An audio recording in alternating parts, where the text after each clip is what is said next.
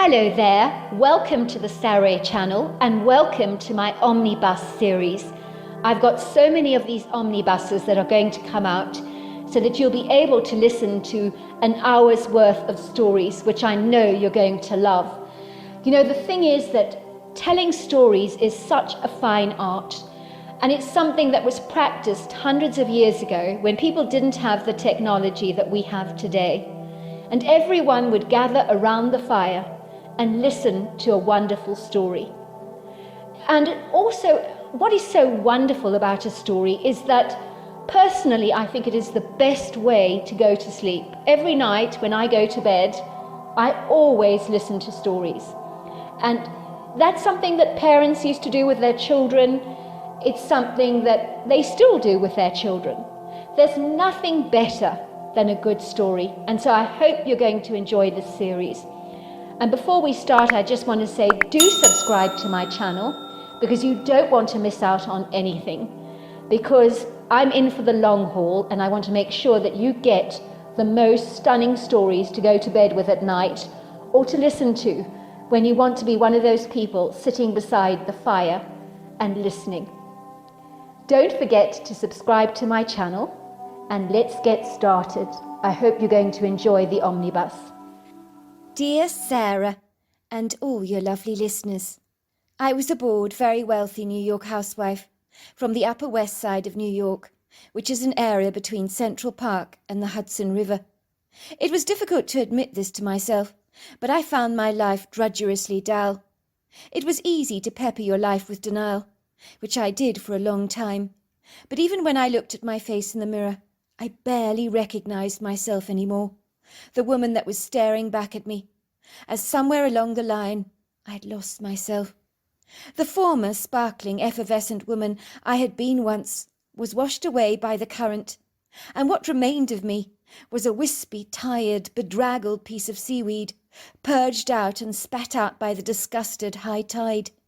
I was tired of the glamorous, nondescript tea parties with friends, whittling on tirelessly about the latest designer offerings on display in some of the fancy boutiques we regularly frequented, or talking about a grievous spat they'd had with someone that had caused them a great deal of offence, or seriously bruised a somewhat flagging ego that was so sagging even it needed a facelift.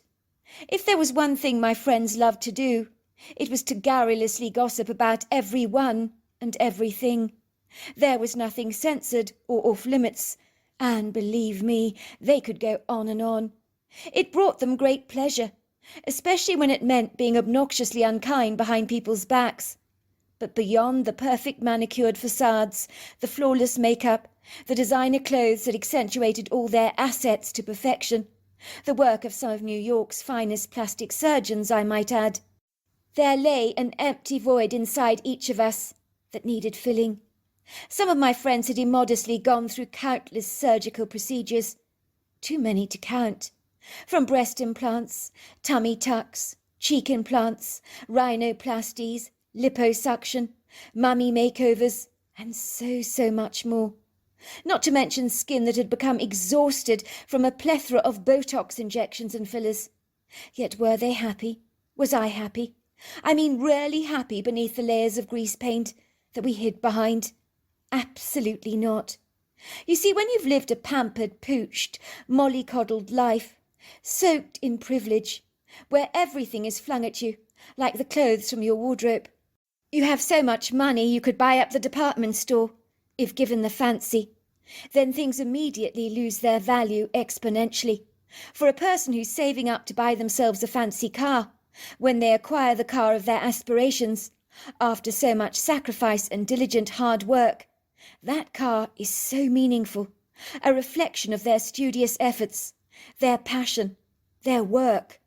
But for people like us, a fancy car is about as exciting as another Coca-Cola can in your refrigerator. Many of my friends had achieved nothing, apart from just marrying a man of great means. They were like glamorous accessories that their husbands wore proudly on their elbows to prestigious occasions and events, as if to say, "Look at my beautiful wife." But all that was so futile, so pointless, so ridiculous. In truth, we clandestinely knew We were trophy wives, so to speak. Not exactly a badge of honour any of us wore with pride. Our husbands had not married us for our riveting, sparkling personalities. As if that were the case, they were almost certainly shopping in the wrong store. We knew that our good looks had been beguiling enough to secure us the quintessential big, showy, ostentatious rock on the finger. For many of my friends, such an achievement was enough.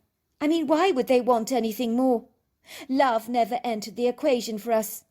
Our pursuit was ambitious, not soiled and bogged down by the emotional insignificance and impracticalities of love. I think the same could be said for our husbands. Suffice to say, hand on heart, if we were being truly honest with ourselves, our lives were empty, shallow, meaningless, devoid of any depth or substance. Yet the truth of it all was we had no sense of how pathetic we had become. Our creativity was stifled, plundered by our privilege, which can rob you of more than you're willing to give up. But when you're young and naive, your perception can be as warped as a floorboard that has been exposed to the damp and is beginning to buckle. I had been reading a marvellous book all about happiness that I found in the doctor's waiting room. I greedily stuffed it into my purse, due to my sense of entitlement that never ever made me cross-examine such presumptuous behaviour. The girl at the reception desk, used to hoity-toity women like myself, who believed the air they breathed was gold dust, watched me do this with a raised brow. Of course she was thinking I was a self-entitled New York housewife, a real brat, who thought I could help myself to anything I wanted. I hasten to say she was absolutely right. I didn't like what I had become, or what I was becoming. Yet I have no regret for pinching that book, as the words on the pages stung my life like a horde of angry hornets, for I realized I had become a prisoner in my own skin, incarcerated, a victim of a privileged life. As I read the book, it was easy to comprehend why happiness had eluded me, and why a vacuous emptiness consumed me. The book talked about being generous, giving to others both financially and graciously, with words of encouragement. When you bless others with kindness, you bring joy to your own heart. It was also important to express gratitude and appreciation every day of your life for the good things you see. My life was conquered by a plethora of advantage. I had simply lost the ability to be grateful for anything. I was just used to having it all, which hardens your heart so you become immune to the sufferings of others, which is why Marie Antoinette in France, when informed that the people were starving, as they had no bread to eat, literally scoffed, raised a scathing brow and said, "Let them eat cake, for goodness sake." That was how disconnected and disengaged she was from the people of France, much like how I had become in my own life, accompanied by many of my friends, who were quite frankly much the same as I was. I mean, you can stare at the luxury of a beautiful New York apartment for so long, but I hasten to say after a while it literally washes over you like a wave. You become accustomed to everything, so even a home dripping in its gilded opulency can become stale and lose its vibrancy. The book also spoke of chasing after your passions, of which I had none, for I was the shadow of my husband's life, a reflection of his success, but I had none of my own. You cannot find happiness, the book affirmed, unless you find your passion, what you absolutely love to do. When you explore something that truly excites your heart, it increases the dopamine surge in your brain and will automatically bring about your success in a matter of time. The two go hand in hand, like a pair of shoes and a matching purse. Put simply, reaching for the stars, doing something you adore, will bring about your fulfillment, your sense of validation, your life-given purpose. It'll help you to find out who you really are. For we're all magnificent, highly intelligent, evolved souls that are here on this earth, at this point in time, for a reason. We're so much more than the sum total of our things, and the bodysuit or shell we wear in this life. So let's just say a voyage of self-discovery will bring about wholeness to our lives.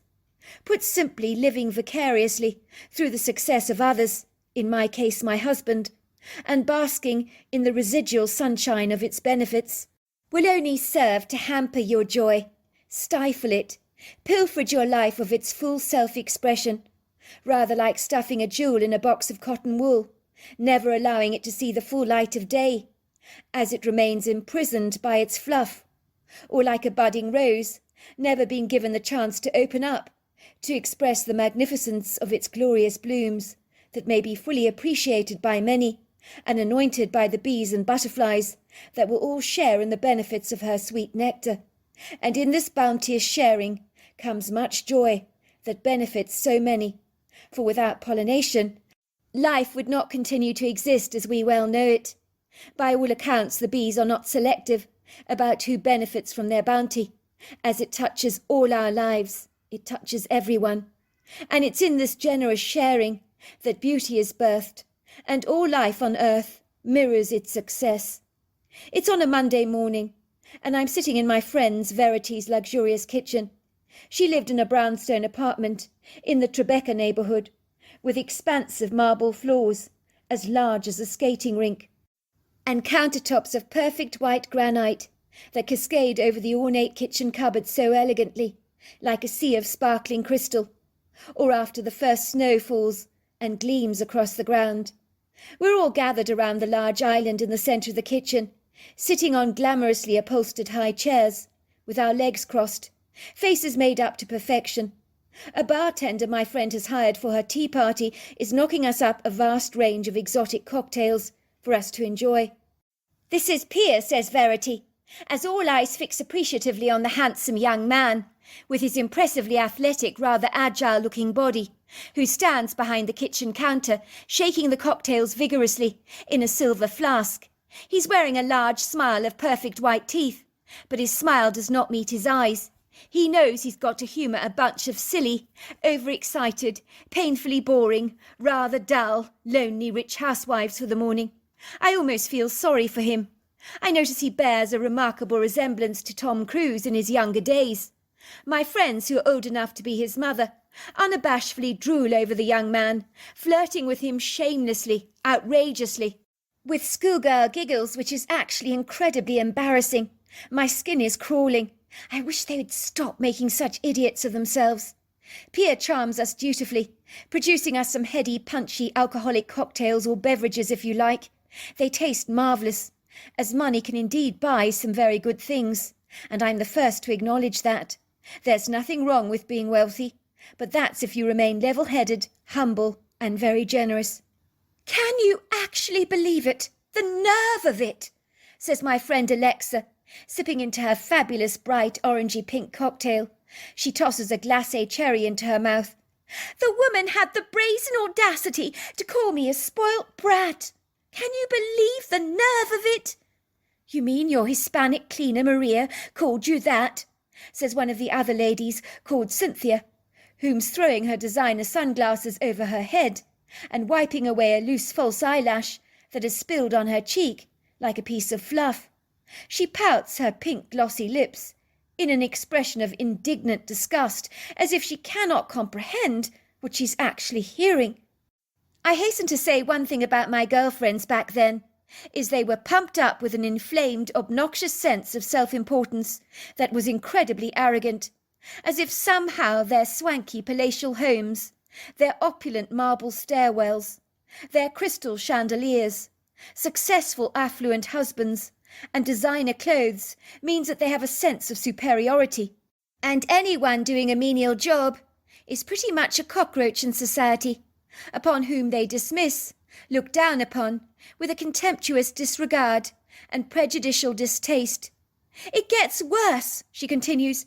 "She told me she hated working for me, that I had an ego on me larger than Manhattan. Can you believe that? More clothes and shoes than the Sultan of Brunei, and a stinky attitude.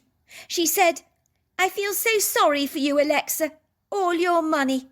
It's turned you into a brattish bitch with a conceited arrogance, who thinks she can walk over everyone's feelings, trample on them like mud.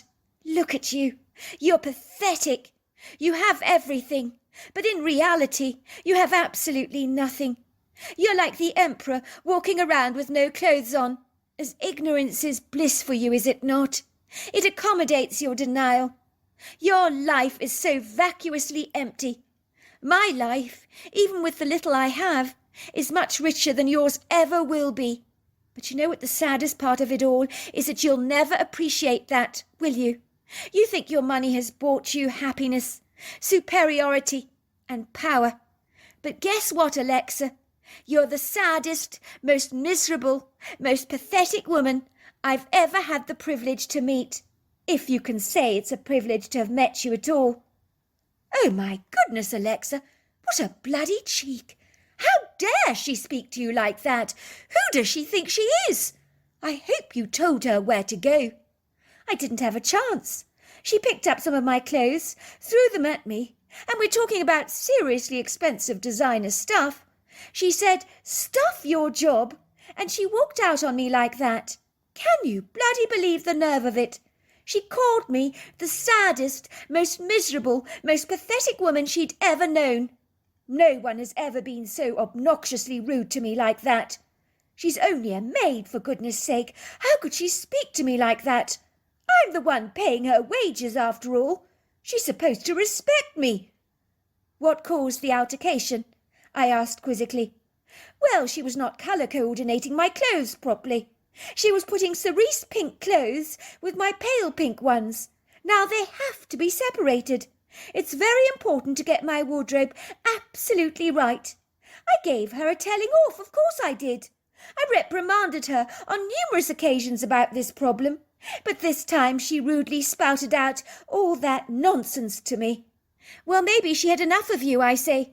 If you chip away at someone long enough and tirelessly nag at them, something's going to eventually give, is it not? I wouldn't put up with someone goading me all the time. Do this, do that, do the next thing. It's called henpecking. It can be exceedingly annoying. Whose side are you on, Jackie? Says Alexa, looking at me in abject horror. I'm not on anyone's side. I just think we need to treat our staff with respect. They're human like us. They have feelings and emotions too. Just because we have money and wealth, courtesy of our husbands, I might add, it doesn't mean we have the right to bully other people. None of us sitting around this island right now would have anything to boast about if we hadn't been fortunate enough to marry rich men. We think that privilege gives us the right to demean others. I'm sorry, but that's not right. It stinks. None of my friends say a word. They quickly dive into their cocktails to diffuse the situation, swirling their glasses in agitation. As they know what I'm saying is true. Where would they be without their affluent husbands? My words sting. Sometimes the truth can sear through bone, marrow and sinew like a sharp blade, and it's not pretty. Oh, I had so much fun the other day, I have to tell you, says another friend of mine, Crystal. She shakes her mane of blonde curls that bounce around her face buoyantly. She giggles in her revelry. Oh, it was so fun. I was as bored as hell, had absolutely nothing to do. I wanted to buzz, so I decided to do a little shoplifting, would you believe it? Everybody gasps as hands are thrown over mouths. You didn't! You didn't! Why would you do that, Crystal? Oh, I did. Oh, it was such a ball, I can't tell you. My heart was pounding in my chest. I was breathing so heavily. I was in the lingerie section, and I can see the security guard is watching me. He's staring at me with alert eyes. I'm fumbling through the silky negligee. I pull out a red silk negligee. He continues to watch me. I thrust it in my purse, and I walk away. I make absolutely certain he's seen everything. I give him a great big cheeky wink. I gyrate my hips in a sexy swagger, and I walk away, giving him that sultry look. He doesn't look at all amused. The next thing I know, he says, "Madam, I'd like you to come with me right now. Would you follow me up the stairwell over there?" "But why? I haven't done anything wrong," I say, giggling. "Madam," he pipes, "I'd like you to follow me." So I had to follow him up this narrow, nasty little stairway. You should have seen it. It was dreadful. Into this pedestrian, poky-looking office. I've never seen such a miserable, dingy den. Oh, my God, you should have seen me. My heart was thumping a dime to a dozen. The adrenaline was coursing through my veins. I was on such a high, let me tell you. The store manager comes into the office. He asks me if I would kindly open my purse up for him. He believes I've put something in it that isn't mine. Now I am shaking. Let me tell you, I am shaking with excitement, trembling. I feel like a naughty little schoolgirl who's been misbehaving. It's a wonderful feeling, better than being inebriated or high on mushrooms any day of the week. I pull out the red negligee and say, "Don't you think this is going to look good on me? I could model it for you if you like." He says to me, "Ma'am, that will not be necessary. I don't abide stealing in thy store. You have not paid for this item." I look at him and say, "Stealing? Oh, for goodness sake, sir, what do you take me for? I'm no thief. I just put this lingerie in my purse. Of course I was going to pay for it later. I'm a very good customer here, sir. I spend thousands of dollars in your store, I'll have you know." He looked at me and said, "I would appreciate it, madam, if you didn't just throw things into your purse when you're buying stuff from our store. It doesn't work like that." He lets out this exasperated sigh, as if he's as bored as hell dealing with me, as if I'm a tiresome nuisance. He calls the security guard back to his office and says, "Will you please kindly escort the lady to the counter? She forgot to pay for this item." The security guard rolls his eyes knowingly at me. He says to me, "Madam, I would appreciate it if you didn't go playing your silly little games in our store. You're just looking for attention. I'm tired of bored housewives entertaining themselves at my expense. I don't see any humour in your behaviour today." Crystal is giggling as she recounts her story to us. Even reliving it is giving her a thrill. I have an epiphany. Is this how boringly dull your life is, that you have to entertain yourself by making a nuisance of yourself by shoplifting? Is that what we're reduced to in order to have fun? It was days later I decided I was definitely going to change my life. I knew I could not continue living in this bubble of self-indulgence for a moment longer. I was sick and tired of it. I knew I was living in my husband's shadow. Who wants to be a shadow? I certainly did not. I wanted to be a person that made a difference in this world. I'd never ever worked a single day in my life, apart from doing a spate of modelling when I was 16 years old. I needed to put that right. Try out a bog-standard job of some sort. There's nothing like bringing you right down to earth than doing just an average job. It would be a brand new experience for me, rather like something adventurous on a dinner menu that I hadn't tasted or tried. So I did something I'd never done before. I put a note up in the post office, well among the many other notes that were there, where people were asking for cat sitters, home helps, offering yard work and painting jobs. My note read, "Looking for daytime work, open to any job opportunities going within reason." And then I put my cell phone number and name at the bottom of the card. Later that day I get a response to my ad. Far sooner than I had anticipated or even envisaged. I hear a man's voice saying that he had a job that I might be interested in, but he'd like to meet me at a bar in a less than savoury part of downtown Brooklyn at about 8 o'clock. I had no experience of applying for jobs, so an interview in the evening was not something that rang warning bells loud in my head. It seemed pretty straightforward to me. That's what lack of experience in the real world does to you. It makes you ignorantly naive, very whimsical. I thought the man seemed perfectly reasonable. He was possibly very busy during the day, was potentially interviewing a bunch of hopeful candidates at night. Of course, I didn't know what the job was about, but the element of surprise seemed like a rather good idea. If I didn't fancy the sound of the job, then there were other jobs I could actually apply for. I lied to my husband, a highly esteemed New York plastic surgeon. I told him I was having a meeting with some friends of mine for a drink. He raised a quizzical eyebrow at me when he saw me coming down the staircase wearing a pair of scruffy jeans, a denim jacket and a T-shirt, something I would normally wear for possibly painting the house. He seemed surprised. "You're meeting your friends, looking like that?" he asks. "Do I look that bad?" I ask him. "Of course not," he says, taking me into his arms, kissing me affectionately on the head. "Actually, I like you dressed down for a change. I'm not used to you being so casual. Nor am I used to you not wearing so much makeup. I like it. It becomes you. You look less tight, more relaxed, more natural. I order an Uber to get to my location. That doesn't surprise my husband, as he thinks I'm sagaciously being cautious, as I'm going to be drinking that night. Well, so he thinks. The real reason I'm not driving is I don't want to be applying for a regular job driving a Lexus sports car, as that's going to be a rather strange look, as why would I be seeking gainful employment if I'm absolutely loaded? I'm excited about the prospect of possibly doing a standard daytime job, as I figure it'll give me a bird's eye view of other people's lives. It'll be an opportunity to meet different people, whose entire focus is not just on themselves. I become so tired of my boring friends of late, that prattle on about nothing of any relevance at all. I'm interested in meeting a plethora of different people, from all parts of life.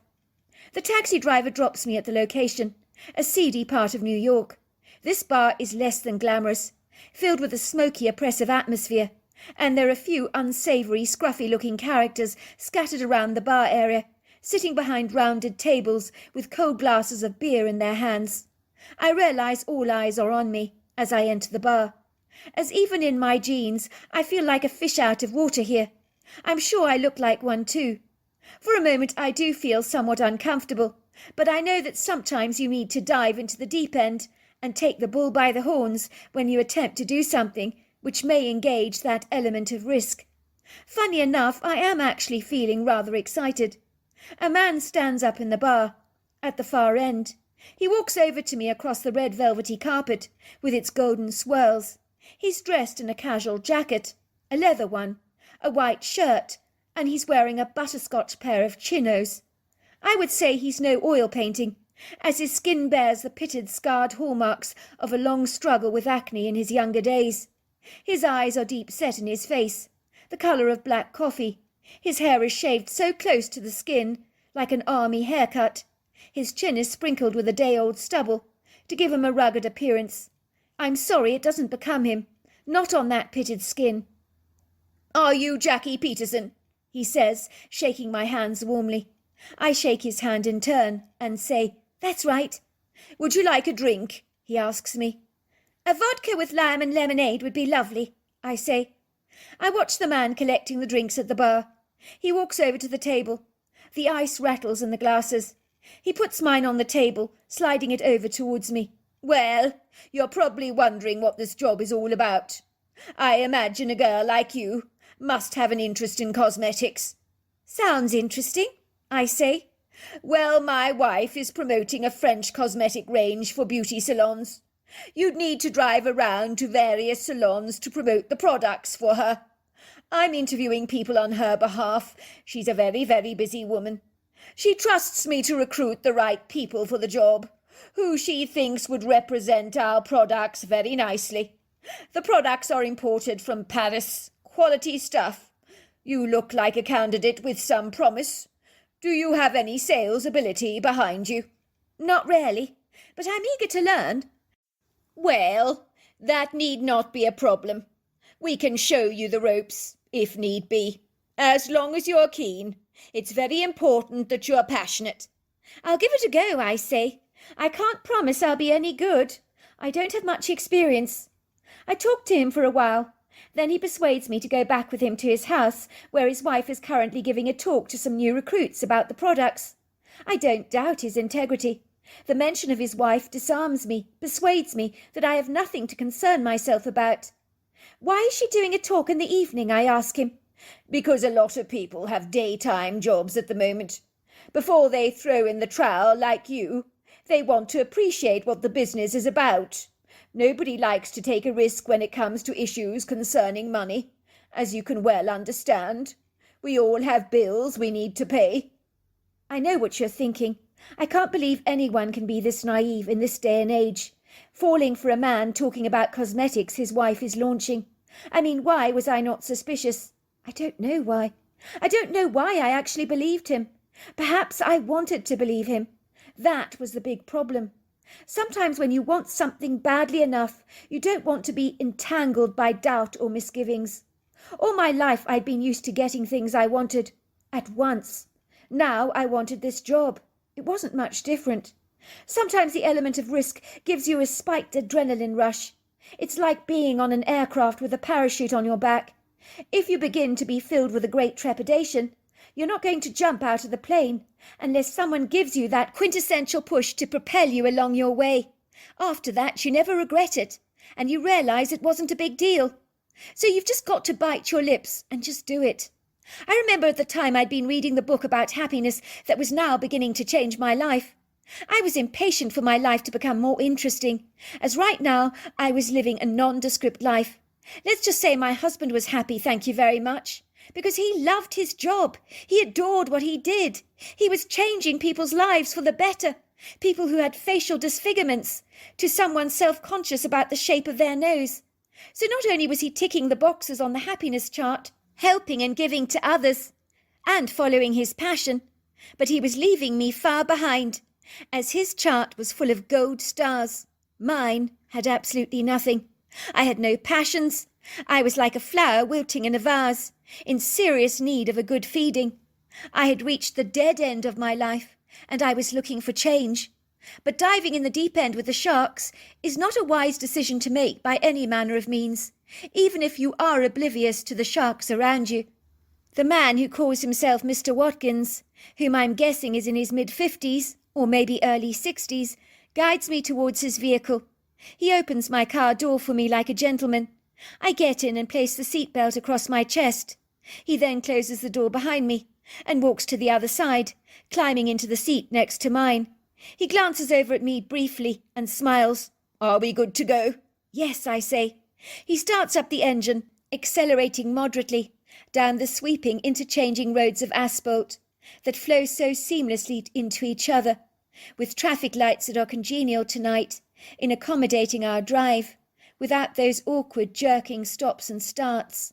We amble past the silhouettes of lighted buildings, restaurants that burst with animated activity and bustling people, some talking and cheering loudly.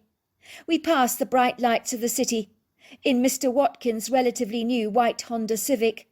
I felt proud of myself for going out of a limb like this, doing something that stretched me beyond my comfort zone.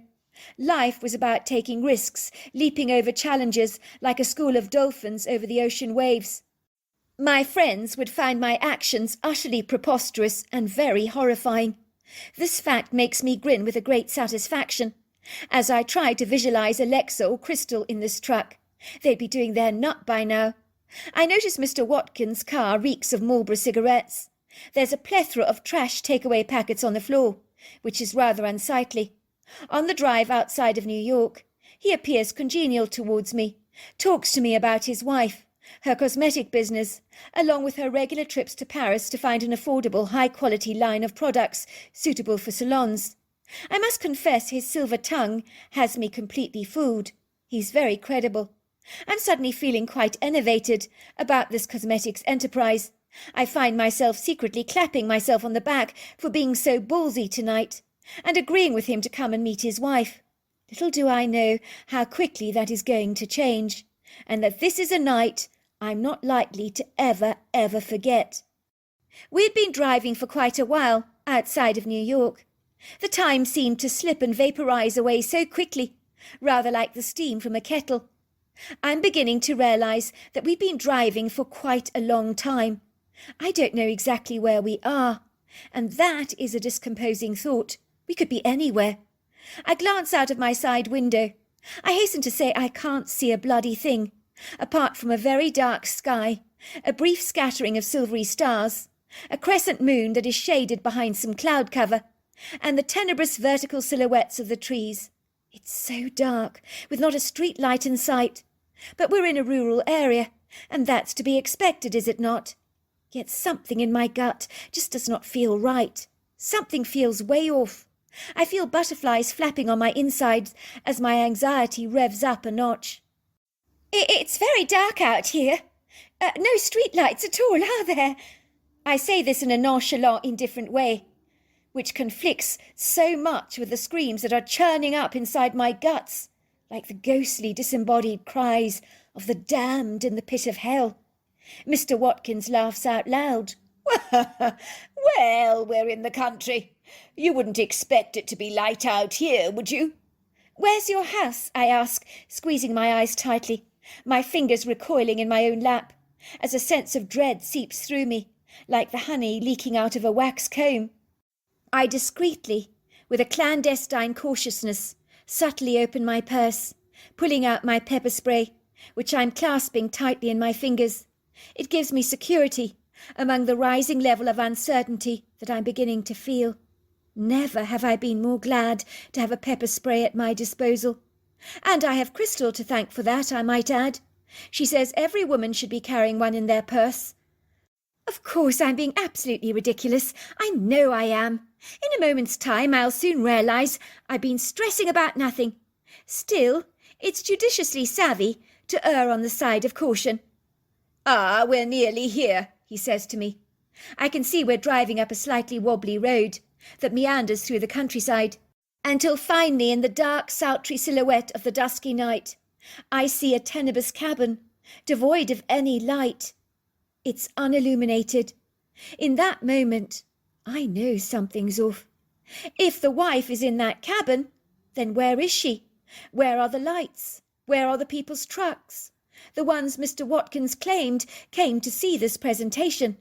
Something is seriously off. We're here, says Mr. Watkins. Appears to be a power failure in the cabin, but I'll sort that out in any moment. I climb out of the car, slamming its door behind me.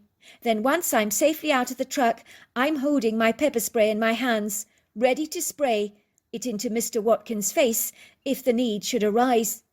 I'm greeted to the cool breeze that nips at my skin around my neck, and of course the sounds of crickets and frogs that serenade the night.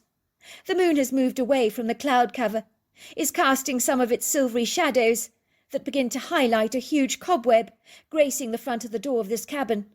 And in this light I see the dirt on the windows, and that's when I realise this cabin has not been in use for quite some time. There's no one there. It's vacantly empty. This has been a set-up. Mr. Watkins had guilefully lured me under false pretences out here. We're in the middle of nowhere, and he can do what the hell he likes to me, and no one would know a thing about it. I would be just another missing stat to add to all the 411 cases you hear about. My husband would say I'd gone to meet friends for a drink and disappeared off the face of the earth, but no one would ever really know what had happened to me. Mr. Watkins has climbed out of his truck. He's now giving me a goofy, almost triumphant grin. I look at him and say, Mr. Watkins, where is your wife? And all these people that were invited tonight for this cosmetics presentation that you were talking about? I don't see anybody's trucks here. What on earth is going on? My wife is in the cabin, I told you. She's doing her presentation in there. There's a power failure, says Mr. Watkins, his voice betraying an almost unsavoury tone. Mr. Watkins, I'm not an idiot. Your wife is not here. There is no presentation, is there? What is going on? Mr. Watkins ambles over to me, rather hurriedly I might add. He appears to have flaring nostrils and a scowl on his face, and that's when I see a shiny metal glinting in his hands, which I sense is a revolver. Oh my God, he's going to use it on me to elicit his evil intentions. I react instantly, with a speediness that even amazes me. I spray my pepper spray into his eyes. He screams out in agonizing pain, clearly disabled by the fiery spray. He's clutching his eyes, crying out, "What the hell, you bitch!" I begin to run. I instinctively make a beeline towards the trees, anywhere where there's cover, where I can easily hide. I realise that in my haste to get away I drop my purse, but there is no way I'm going back for that. I hear Mr. Watkins screaming, "You bitch! I'm going to get you! I'm going to bloody get you, and I'm going to kill you, woman!" I use the minutes, the seconds that the pepper spray has afforded me to run as fast as I can through the trees. I scramble through them like a frantic deer being chased by a pack of coyotes. Every part of my body is gripped with a desperate urgency to run, to escape, and inverted knowledge that I'm still in perilous danger. I'm breathing heavily. I make my pressing bolt for freedom, but the ground is not even or smooth, but rather precipitous and rugged, where indignant rocks jut out of the earth like dinosaur teeth, So I stumble, lose my footing and fall, but I'm not down for very long, as I bounce back onto my feet with the impressive buoyancy of a beach ball. The forest becomes more dense. It's not easy to see. Indeed, I can barely even see my hand in front of my face. I decide to hide out behind a couple of trees. I'll have to stay here indefinitely until the first light of the morning, but I can only hope Mr. Watkins will not come looking for me with some night lights and a revolver. My heart is pounding in my chest so violently hard. I've never been this frightened or disabled in my entire life. A pugnacious wind is whistling through the trees as the needled boughs jiggle ominously under its baleful assault. All I can hear is the normal sounds of crickets and frogs, and then everything changes. The forest becomes airily quiet. The crickets and frogs have shut up. Everything is inauspicious and threateningly portentous. You could almost hear a pin drop. It's a spooky feeling. Then I hear a distinctive sound of a man's feet trudging through the woodgrove. I know it's Mr. Watkins. Now I'm freaking out. What if he sees me? What if he uncovers my hiding place? What am I going to do then? I can hear Mr. Watkins' angry breathing, along with discerning a high-powered torchlight that is bouncing around the place. He switches it off for a brief moment. I think he wants to see how dark it is without his light, how far I could get in this darkness. He seems reasonably satisfied that I couldn't get very far, so I could be hiding anywhere in his mist. It's like he instinctively senses I'm not far from him, and he's not wrong about that. I realise he has a rifle, as well as a revolver. He's now shooting it aimlessly around the woods. The ear-splitting noises of the rifle echo through the trees. I put my hands over my ears. The noise is dreadful. I know he's shooting at random to get me to run away from my hiding place. That's his ploy. I think I've heard it's a hunting technique before, that they use on ducks as they fly up into the air. Then the hunters shoot them down one by one. This is the duplicitous trick he's trying to use on me, to fill my back with bullets. It would mean I would almost certainly be dead. Right now the darkness is my friend. I cling to her for dear life. For as long as Mr. Watkins does not see me, he's only firing blank shots, aiming at everything and nothing. He begins to reload his rifle. All of a sudden, creeping through the trees, is a dark, towering, tenebrous, shapeless silhouette. What the hell is that? I wonder, as this black thing looms ever closer. It looks like a shadow person, in giant proportions, and Mr. Watkins throws the light of his torch over this creature, and that's when I see him. The creature is a Bigfoot. I know this as I have an adorable nephew called Archie, who adores absolutely everything to do with Bigfoot. I even humoured him once by watching a programme on television with him about someone who claimed to have seen the creature. I had not had strong feelings on the matter at the time, but with the light of Mr. Watkins' torch that has fallen to the ground, landing upright against a tree, I can see everything clearly. This Bigfoot is growling at Mr. Watkins like an aggressive, threatening dog. Mr. Watkins is trembling violently. He seems unable to run away, as if frozen in terror, and the fear has rendered him almost incapable of moving. I think for me observing the scene is so surreal that I feel almost as if I'm at home with my box of popcorn watching everything unfold, as if it's transpiring to someone else and not to me. The Bigfoot grabs the rifle from Mr. Watkins, breaking it apart and throwing it across the forest floor. Mr. Watkins' eyes are the size of 2 large plums. The creature is literally breathing on him, glaring at him with bright yellow eyeshine. I think the Bigfoot must be about 8 foot tall, very large in the shoulder area. His body is dense with muscle definition, built so heavily like a stocky machine. I notice his face is profoundly human. The next thing the Bigfoot does is scream so loudly that Mr. Watkins jumps out of his frozen stupor like a jack-in-the-box. He suddenly has a battery recharge, I think. The man begins to bolt, but he seems to be struggling with every step, as if his legs have become encased in unyielding concrete blocks. Mr. Watkins does not scream, but the creature chases after him. It would have been easy for the Bigfoot to kill Mr. Watkins, but he didn't. Well, that's what I think at the time. I think he wants the man off his turf, and took offence to him shooting around the forest so recklessly. I stay rooted to my spot, as the Bigfoot and Mr. Watkins have finally left the area. Then I hear feet padding in the forest, gently stopping at my hiding place. The Bigfoot is standing directly in front of me. He's majestic, lofty, awesome. I find myself looking into a pair of yellow eyes that look benevolent and kind, displaying none of the former hostility that they had clearly exhibited toward Mr. Watkins. Indeed, the eyes are the warmest eyes that I've ever seen. I could almost melt in them. I then realized the Bigfoot had known all along that I was here, and I was in trouble, and like a heroic warrior, had literally come to my rescue. The Bigfoot indicates for me to follow him. I don't hesitate to trust him. My mind is not clouded by a foggy doubt. This creature has quite literally saved my life, and I know it. To cut a long story short, I immediately reported Mr. Watkins to the police.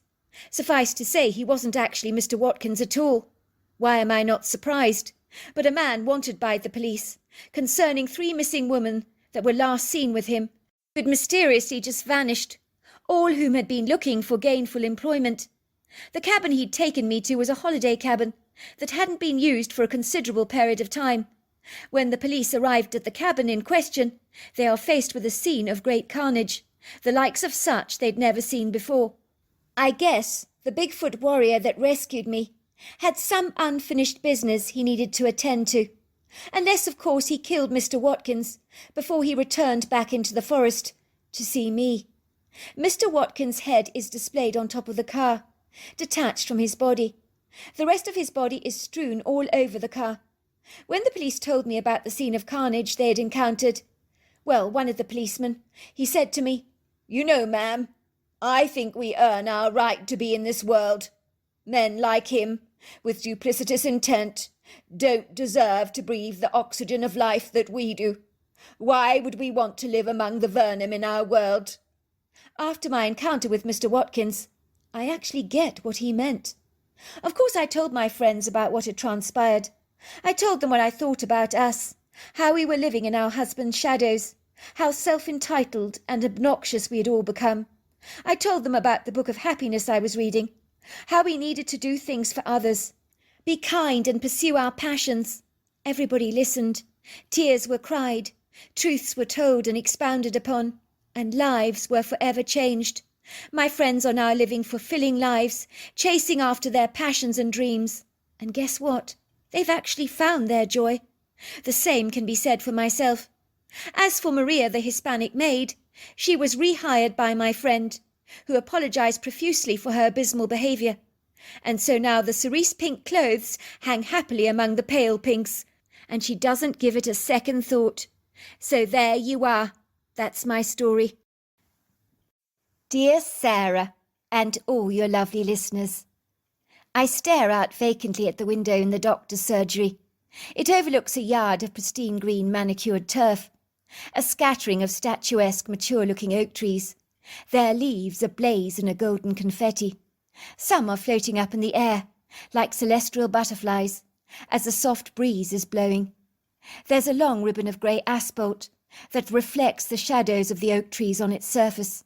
And then behind the pavement, the white walls and wrought-iron gates fringe the outer perimeters of a prepossessing whitewashed school building. I notice bountiful cars emerging as if by magic, rolling down the road in what looks like a funeral procession, within minutes of each other. Parents coming to pick their kids up from school, many of them clustered together like trees in the woodgrove, as they await the arrival of their children. I glance up at the surgery clock. It reads 2:10. I can see a plethora of kids descending out of the school gates very suddenly, like a flock of excitable geese. For a moment, I have fleeting, nostalgic, rather wistful memories of my own school days, and the ice cream van that was strategically parked outside the school every time we'd finished for the day. I remember I was in a lift club with 4 other children, roughly about my own age. Mrs. Gosnell was the only mother that would take all 4 of us towards the ice cream van to choose for ourselves an ice cream. All 4 of us kids would choose blueberry popsicles. Oh my word, I can still taste them today on my tongue. The best popsicles I have ever tasted. Sweet, decadent, flavourful, blissfully pleasurable to eat, richly purple in colour. I don't think they make them now. We would always return home with purple stains all over our mouths and bespeckled over our uniforms, looking as if we'd been entertaining a blueberry bush for the last few hours.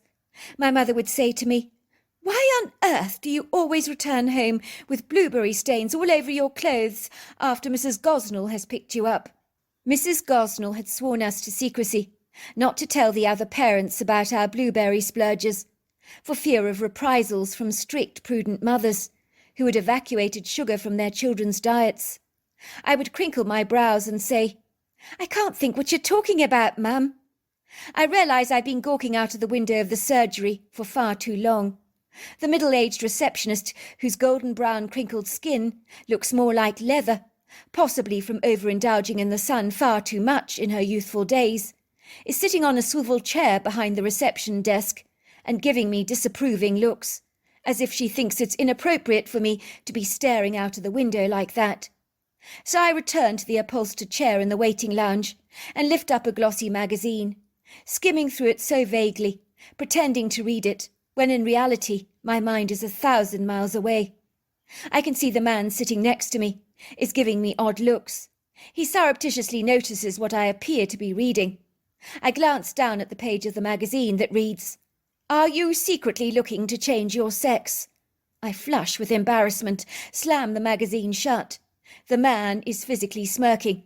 I almost want to shout out, "Actually, I'm very happy being female, thank you very much, and no, I'm not secretly fantasizing about becoming a man any time soon."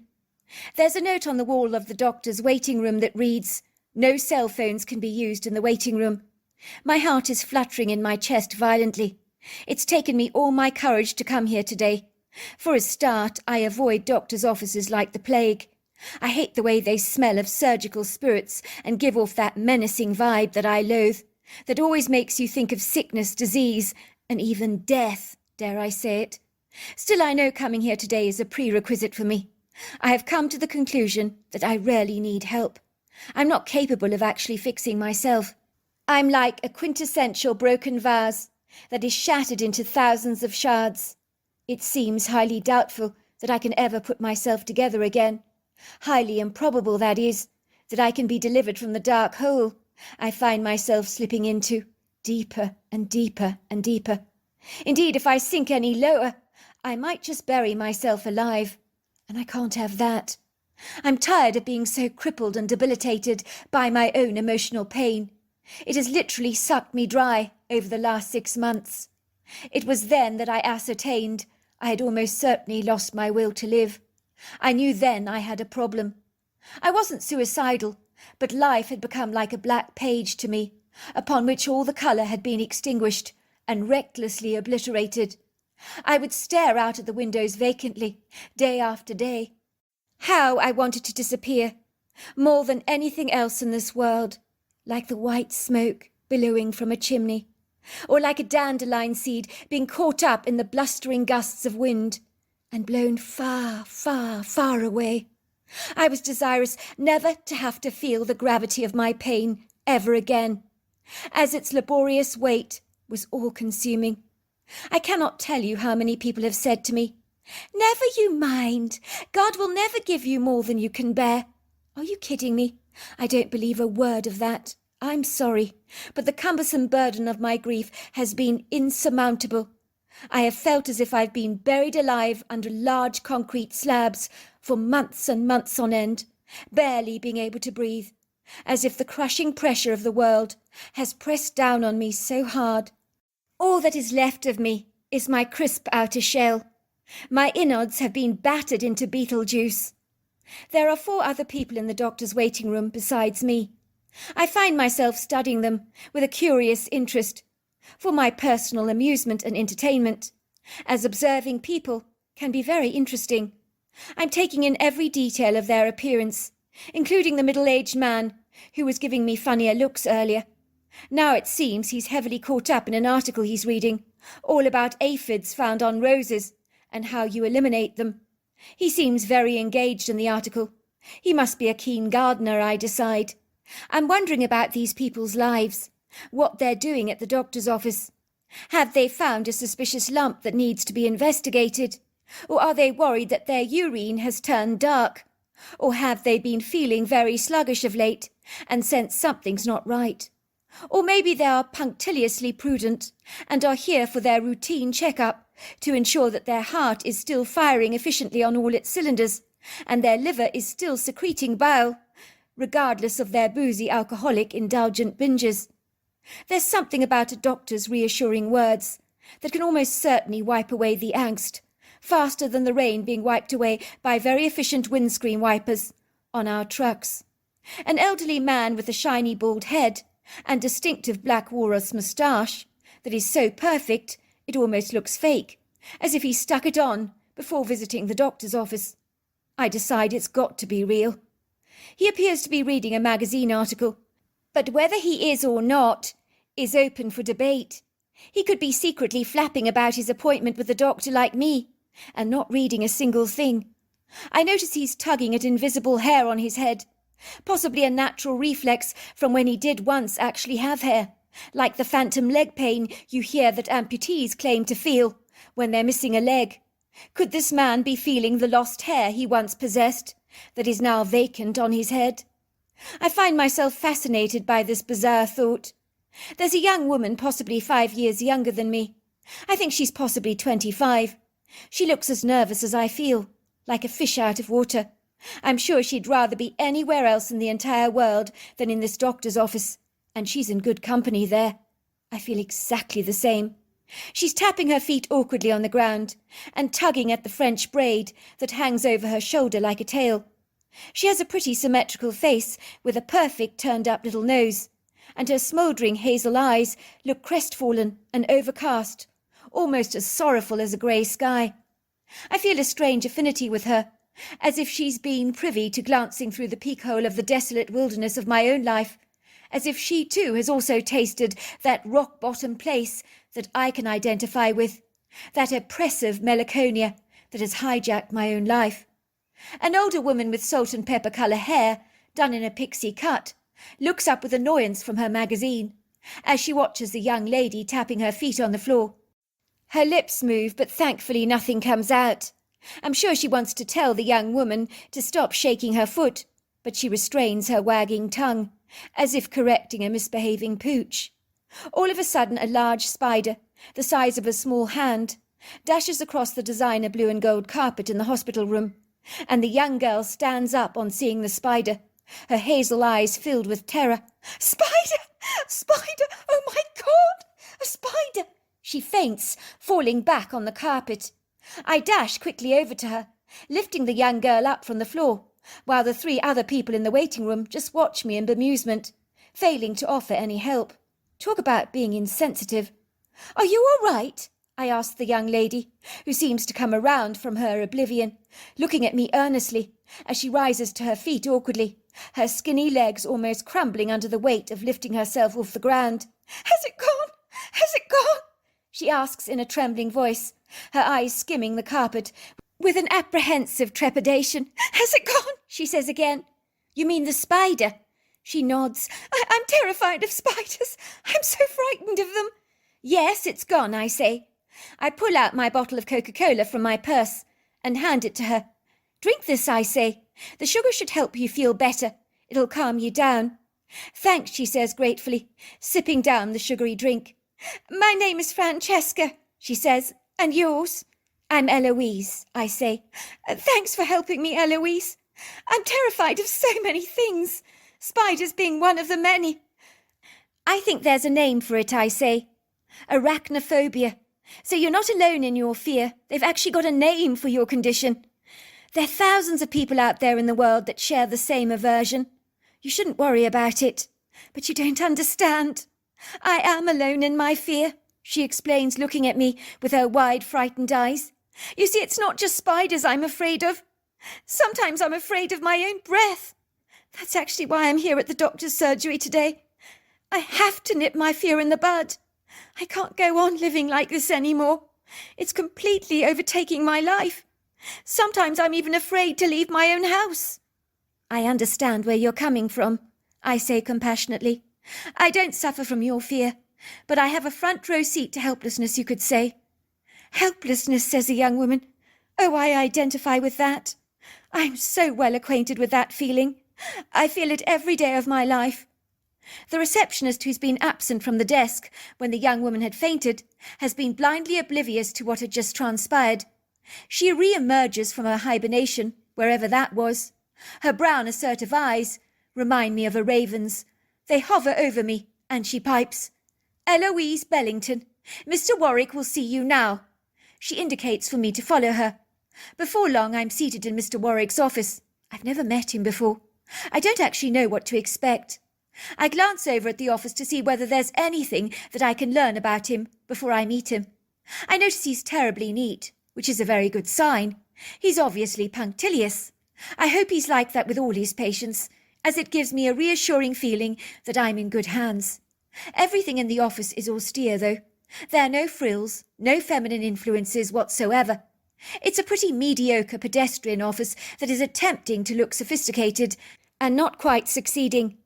There's a large flat-screen computer situated central stage on the gleaming oakwood desk that smells strongly of furniture polish and is elegantly lined with a green leather insert framed by a lacy gold print. There's a couple of diaries on his desk and some plastic display models of hearts, kidneys and brains. Even the pictures on the wall beyond his gilded certificates are pictures of the human skeleton. When Mr. Warwick enters the room, I'm surprised by his size. The man is a midget. I didn't expect that. He's about 3.5 foot tall, but he's got a great sense of humour. "Don't look so shocked," he says. "I may be a midget, but I'm one hell of a good doctor. I assure you of that. Don't be deceived by my looks." My lips twitch with amusement. I find all my inhibitions are thrown to the wayside. I realise there's no way that this doctor is going to judge me for my issues, as I imagine, based on his small size, the poor man has been judged all his life for that. There's something disarming and reassuring about being in the presence of a kindred spirit. I watch the small man climbing on top of his chair. He reaches towards his computer in a standing position and taps into it with his tiny hand. "Ah, I've got your details here. Here we go. You're Eloise Bellington, isn't that right?" "That's right," I say. "You were last here over 2.5 years ago, when you were referred to Mr. Gatenbury, who's your gynecologist, I take it. I believe he guided you through your whole pregnancy, and of course the delivery of your baby boy. Is that right?" "That's right," I say. The doctor looks at me with very warm eyes. His head is a lot bigger than his torso, but he's got such a gentle face. "So what do I owe this pleasure? How can I be of help to you, young lady?" I shrug my shoulders. I'm not doing very well, Dr. Warwick. I say, well, emotionally, that is. I'm afraid I lost my little baby boy, Christopher Thomas, to a cot death about when he was 6 months old. It was a while back. Let's just say my life's never been the same again, and I'm not coping. Sometimes it's a struggle to even get out of bed. I realise that the bleak, desolate feeling is alien to who I once was. I barely recognise myself in the mirror these days. I don't know who that person is that's staring back at me. I'm just not the same as I was. It's like I wouldn't even care if I was dead. I'm not suicidal, don't think that for a moment, but let's just say the thought of dying almost seems like a welcome release. There was a time in my life I was actually terrified of death. I don't identify with that anymore. It used to haunt my darkest nightmares, but now I welcome the thought of dying. I see it as an escape, a release from the darkness that has clung to my life over the last few months. I know, Dr. Warwick, it's not normal to feel this way. "That's not good," says Mr. Warwick. "I don't like the sound of that at all. First of all, I want to express my condolences to the loss of your baby boy. SIDS is a dreadful way to lose a child. It's very hard on the parents. Despite modern advancements in medicine, we have no explanation as to why young babies can suddenly just die inexplicably like this. I assure you, your son's death was not your fault, and I hope you haven't been blaming yourself for his death, because that happens an awful lot. Self-recrimination, condemnation, is often experienced by parents after a grievous event like this, and let's just say it's not good for your health Guilt of any kind can have devastating repercussions. The trouble is we don't have pills for guilt. Otherwise I would be dishing them out by the cartload, as people can be more unkind to themselves than anybody else. Oh, but I do feel very guilty, Doctor. It's all my fault. I should never have allowed my boyfriend's mother to look after my child. She was the one who found him dead. Look, I understand it's easy to hold yourself accountable for what happened, but I assure you, no one is to blame for a Sid's death. It happens. Blaming yourself is going to mean you punish yourself. You believe you're not worthy of having a happy life. Inadvertently, you're whipping yourself for your son's demise, and he would hate you to be doing that. I'm sure of that. You might be right about that, but I do hate myself. I tell you what I'm going to do, says Mr. Warwick. I'm going to perform some blood tests on you, to check that there is nothing else going on in your body. It's always important to check the bloods. I'm going to check your vitals, your heart, your blood pressure, and stuff like that. Also, I hope you're taking vitamin B and vitamin D, very essential nutrients to be taking when you're stressed.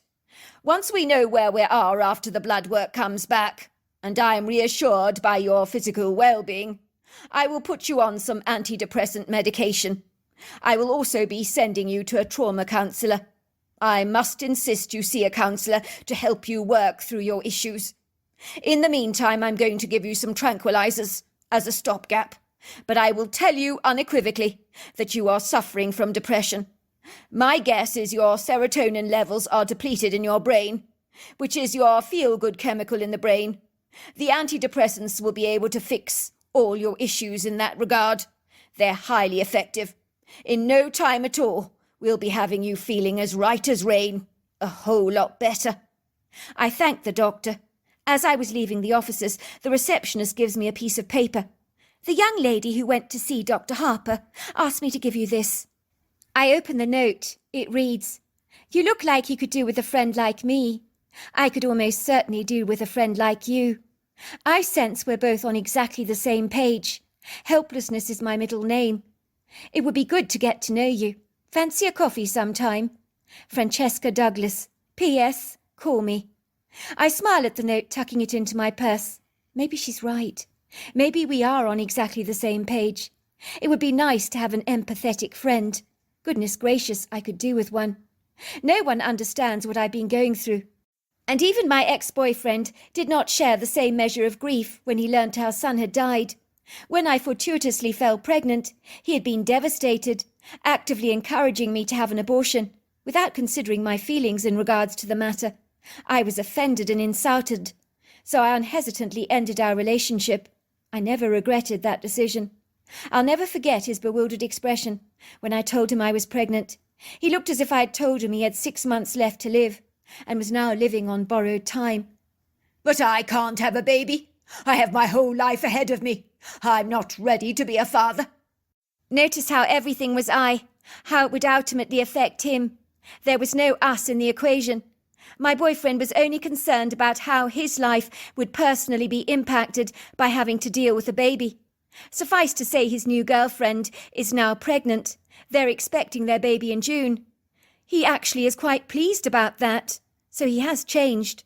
By all accounts, he only visited our baby a handful of times after he was born, showing about as much interest in his son as a crocodile might show towards a garden salad. So he really wasn't interested in baby Christopher at the time. I perceived that he seemed almost relieved about our baby's demise, as if a load had been lifted off his shoulders, when his mother informed him about what had transpired that inauspicious night, when my whole world was turned upside down, and I knew I would never ever be the same again. I still remember that night, and the following morning, when heartbreak and disillusionment became my two new best friends, that hung around me perpetually day after day, with a profound loyalty. That day I recall like no other day in my entire life. I think trauma leaves an indelible imprint on the fabric of our lives that cannot become faded or washed away. It's seared in the very foundations of our souls with a permanent ink. My girlfriends had been pestering me to have a night out in town, Go on, you deserve it, they'd insisted. You need a break from being a mother, for goodness sake. Get your ex-boyfriend's mother to take care of baby Christopher. You know she's been begging you often enough. She loves her grandchild and will take good care of him for you. You need to delegate childcare responsibility with other people who are willing to help, or you'll have a mental breakdown. You can't do it all yourself as a single mother. I had been devoting every single minute of my time to watching over my beloved baby. So much had changed in my life since Christopher's serendipitous birth. I no longer looked at my reflection in the mirror, fussed over my nails and hair, or worried about anything else other than my tiny baby that was completely dependent upon me. At the time, it seemed like the two of us were against the world.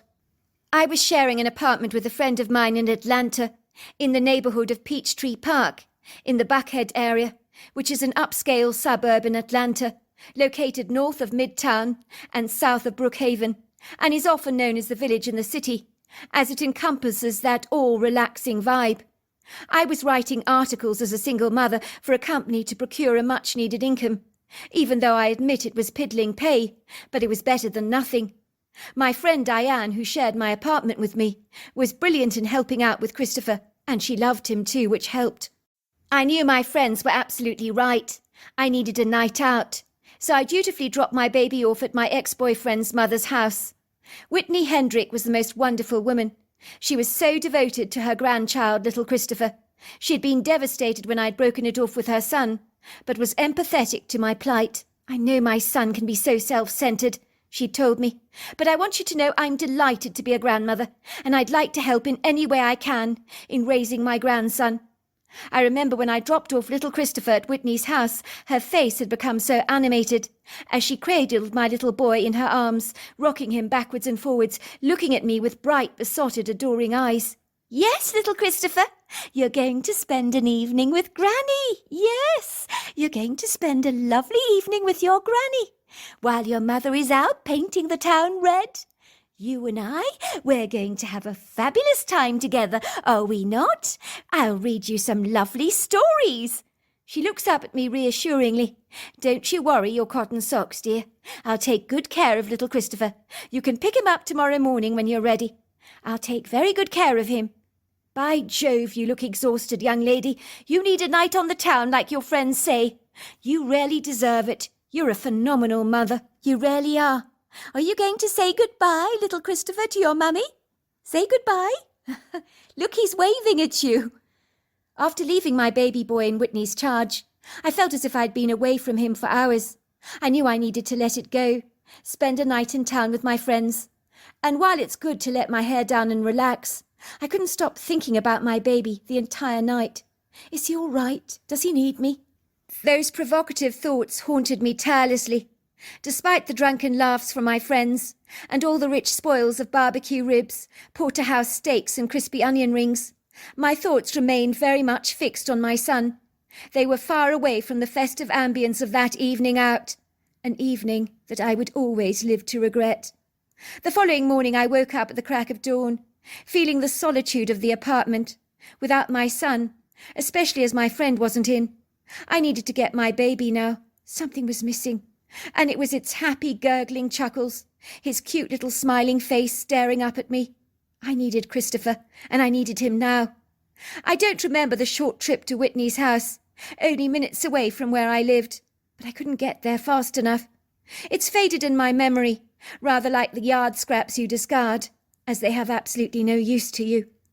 I do vividly recall my first impressions when I arrived at Whitney's house that day, when I parked my car in her driveway, outside the double doors of her garage. The pretty morning sunlight filtered over the white walls in prisms of ethereal light, while the oak tree to the rear of the property seemed to swagger in the gentle breeze, as if the tree itself was in a mournful, lugubrious repose. It was almost as if this stoic house was basking in a rueful melancholia, almost as if it was mirroring the hangdog woeful emotions of its current occupant, which in this case was Whitney herself. Then if that wasn't bad enough, Whitney comes to the door. She stands silently in the doorway. She's wearing a pink tracksuit. Her eyes look like desolate sunken hollows, circled by dark rings, Her mouth is turned upside down, and the vacant, forlorn look she gives me wears a harrowing knowledge that I can read as clearly as a book. Something has happened to Christopher. The doleful revelation slashes into my heart like a knife gliding through butter. For a moment I freeze. Then my reactions rev up like a car engine, as if you're pressing the remote control of your television, turning it on to fast forward, or watching one of those age-old silent movies at a crazy, insane speed. My adrenaline spikes, my heart thumps, my mind is screaming, "No, please, no, no, no!" I dash quickly past Whitney, pushing her to one side so that I can get through to my son. The woman reeks of hard alcohol. The smell of whiskey permeates my nostrils with a violent, uninviting intrusiveness that severs the air with a bodeful, oppressive ambience, where beneath its pungent notes I smell, feel, and taste disaster, like a hound dog on the trail of a fox. Whitney doesn't drink as a habit, only when she's anxious or stressed out. Something's seriously wrong. I rush towards the little nursery that Whitney made up for her grandson. I dash over to the cot. I sigh with relief. My son looks so peaceful lying there, with a comfortable blue cotton blanket cradling his body. But as I look closer, I realise he's not moving. I scream and scream when I hold my precious baby in my arms. I find his body is as cold as ice. He's not moving. "Call the ambulance!" I scream. "Someone help! Help! My child's not breathing! My baby's not breathing! Help!" Whitney has entered the bedroom. She stares blankly at me. "I found him like that this morning," she says. "There's no point in calling the emergency services. He's been dead for ages. I'm sorry. I did call the coroner's office. They'll be here shortly to do an autopsy on little Christopher. I've been drinking whiskey all morning. I can't handle this. Your son was on my watch. I let you down. I let him down. This is my grandson we're talking about. He's dead." I begin to sob and sob. Whitney begins to weep. We cling to each other for dear life so tightly, as if we never want to let go of each other. Before long, I was knocking back the whiskey to medicate my despair. I can't stand the stuff, but it did help calm the edge of my pain. Of course, the coroner informed us that Christopher had died of sudden infant death syndrome, but you never get over that. How can you? Losing a 6-month-old baby is not something you easily get over. I painfully brushed those tormenting memories aside. I glanced down at the telephone number in my hands from Francesca, who clearly had issues with anxiety, fear, and possibly even depression. The doctor said they're all connected and require antidepressant medication. I knew I could do with a friend who could commiserate with my depression. None of my other friends had the slightest clue how raw my emotions were. But Francesca, she might just understand. Against all odds, me and Francesca became the best of friends. I'd never expected that. But the saying misery loves company is definitely true. It would seem the two of us related to each other's issues. We could open up to each other, share our darkest thoughts and greatest misgivings, and that felt good. I couldn't talk to my friends about intimate stuff like that they couldn't truly comprehend or appreciate. But Francesca identified with my grief. Granted, she hadn't had a child herself that had died from SIDS, but her grievances were born about from her daily events, mirroring the issues that had diseased my own life, like a ravaging cancer that eats you from the inside out. Francesca was terrified of so much. She was afraid of walking on her own, in case she got attacked, being stranded in a forest, of spiders, of snakes, of roaches and rats, of being left alone, of being abandoned, of the dark, and the list goes on and on. Perhaps it would be more appropriate to say, what was Francesca not afraid of? Ironically, we ended up going to exactly the same counsellor, which was great. We were on similar antidepressant medications. As it seems, anxiety and depression are related. They need to be medicated with antidepressants. They're linked to fear-based issues and are influenced by low levels of feel-good chemicals in the brain, namely serotonin and dopamine. Within a week of consuming antidepressants, I was beginning to feel much more like my old self. It was like the feelings of wanting to be dead abandoned me. I began to discover some good things in my life again. My moods were more stabilised. My despair was cushioned, so that the pain that had crippled my life for so long seemed to just blow away like the smoke from a chimney. It felt as if the weight of the world had finally been lifted off my shoulders. It was a huge release for me. Suffice to say, Francesca was doing exceedingly well, both with the antidepressants and her therapy. She'd been holding spiders and snakes in her hands. She'd sat in a dark room all on her own, without even needing a light. She'd been abandoned in the counsellor's office for over 30 minutes without batting an eyelid. She asked me if I would help her with her next fear. "Mr. Napier thinks I should go for a hike in the forest with you. He knows you and he thinks you should come with me. I think I can do this. Mr. Napier suggested I went to a forest in Blue Ridge. He's got the address here for us. It's about 93 miles from Atlanta and an hour and a half drive away. Are you up for it?" "Of course," I say. "I think it would be great fun. But what do I do if you start to panic like you did when I first met you in the doctor's surgery?" "I don't think you've got anything to worry about there. Mr. Napier has armed me with different strategies and coping mechanisms, like breathing techniques, visualizations and so forth. He believes I can do this. I think I can too.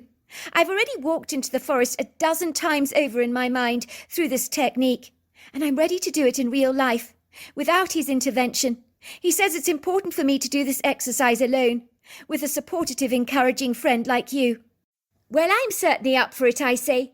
"Brilliant. Well, then let's do it." The Blue Ridge is a segment of the Blue Ridge Mountains, here in the United States. It's made up of highly deformed rocks, comprised mainly of largely metamorphic rock. The mountains extend southwestward for 615 miles, from Carlisle, Pennsylvania, parts of Maryland, Virginia, North Carolina, South Carolina, and Mount Oglethorpe and Georgia. So there we were, driving on Interstate 575. Later we took a few back roads to a wooded area my friend's therapist had recommended, where a private landowner had permitted people with emotional issues to access the wooded area on his land as a form of natural therapy. It would seem this gentleman had been a patient of Mr. Napier himself, suffering from severe panic disorders, and had invited any of his patients the opportunity of exploring the woodland sanctuary on his private land, which he described as transfixing. "It's the least I can do," he told Mr. Napier. "You've helped me so much with my anxiety issues, and it's called giving back. I'd like to help some of your other patients with their anxiety issues, and I think walking in the woods is a wonderful way to treat oneself." It made it all the more special. We knew no one else would be around on this private trail. We would be privy to enjoying this woodland sanctuary all to ourselves. It was a spectacular spring day, and me and Francesca were wearing large floppy hats on our heads and sunglasses on our faces. The sunshine was quite bright for a spring morning, but not blinding or invasive, more like a warm, inviting, friendly hug. I glanced surreptitiously at Francesca to see how she was doing, but there was a large smile on her face, and it looked as if anxiety had not even entertained her thoughts for a brief second. I sighed with relief, hoping that her calm state of mind would persist, especially when we entered the woodland oasis. In the furthest distance, we saw the commanding, hazy blue silhouettes, or configurations if you like, of the Blue Ridge Mountains, the shadowy, rugged, billowing, voluptuous curves that audaciously plundered the skyline with a pompous, haughty pride that certainly besought your attention. These vainglorious mountains expect to be honoured, and I don't blame them, by a sense of wonder and nothing less. They know their worth, and they flaunt their majesty proudly under the vast blue canopy of the sky. It was a very inviting trail, I have to say, full of promise, which began with walking through a flowery meadow, where tall purple spiky flowers intrusively propelled their vertical shoots through the long grass, along with knapweed daisies, cat's ears, and other pretty woodland flowers of fetching vibrant colours that graciously and magnanimously lended their beauty to this spectacular landscape. There were jutting rocks that purged themselves through the ground, like sculptural artsy projections in a gallery of wild grasses. Finally we reached the fringe of the forest, which rises up a hill on a steep ascent, It's at this point that Francesca draws in a deep breath. "Right," she says, straightening up her back and mumbling to herself. "You know you can do this, Francesca. It's just trees, it's just birds, just a little walking, nothing to be frightened about." I'm wondering to myself if stories like Little Red Riding Hood and The Mean Fox have somehow impregnated her mind and given her a negative reaction to woodland areas. It would make sense, as some of our greatest impressions are formed subliminally in our early lives, sometimes with negative consequences. It's hard to fathom that anyone could be afraid of such beauty. The forest is full of spectacular, well-established oak trees, maples, dogwoods, tulips and hemlocks.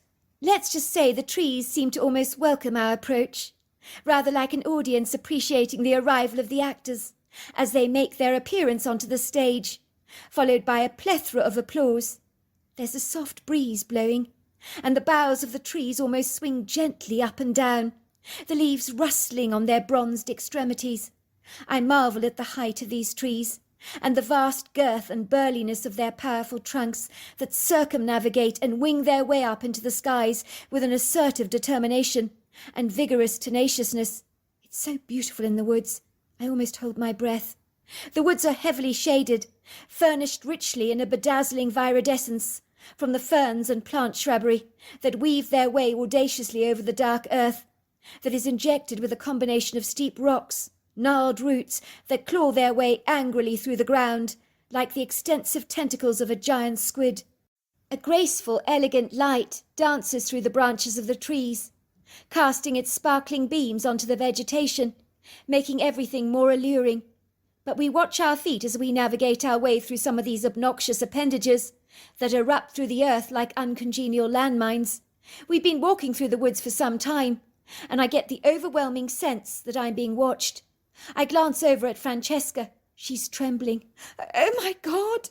I think I'm losing it. Just when I was doing so well.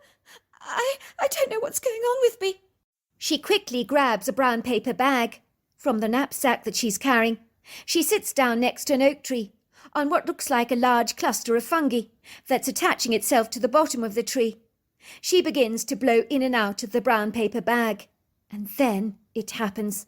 The next thing I know, a foreboding, terrifying-looking snake with a heavy tan brown body, hourglass crossbands down its length, and a triangular head with offensive-looking elliptical pupils that I now know is the poisonous copperhead, has lifted its head and is about to strike Francesca, as sitting down against the tree had obviously imposed herself unwillingly on his territory, and he's threatened.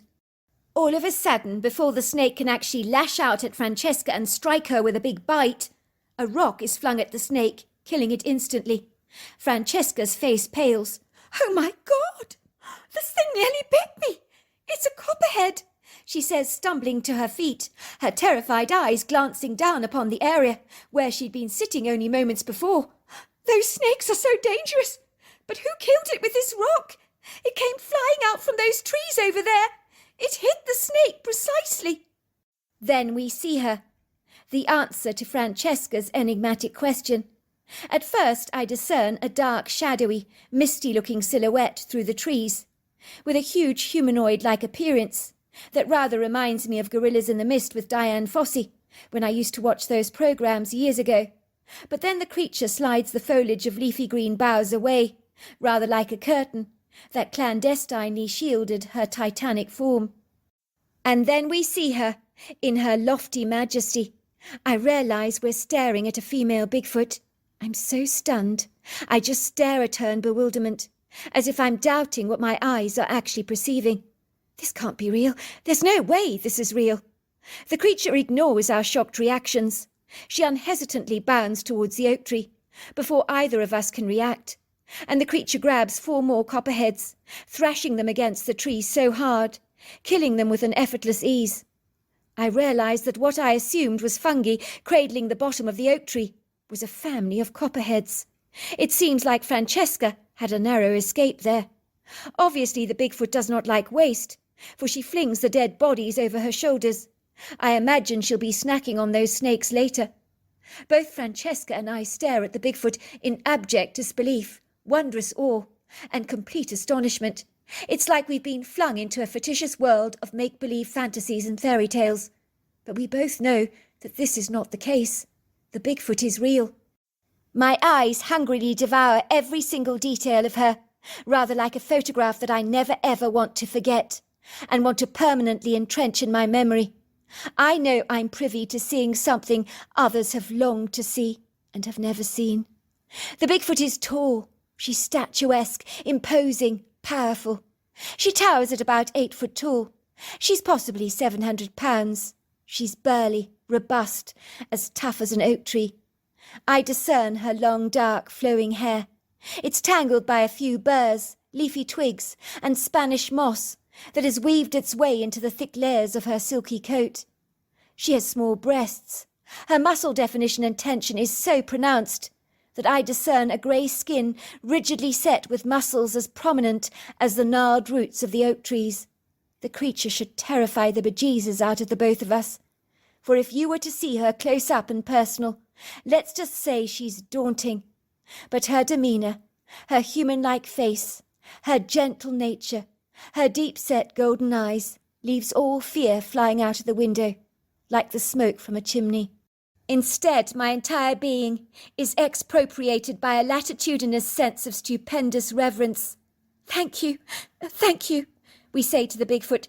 Thank you for coming to our rescue. We really appreciate it.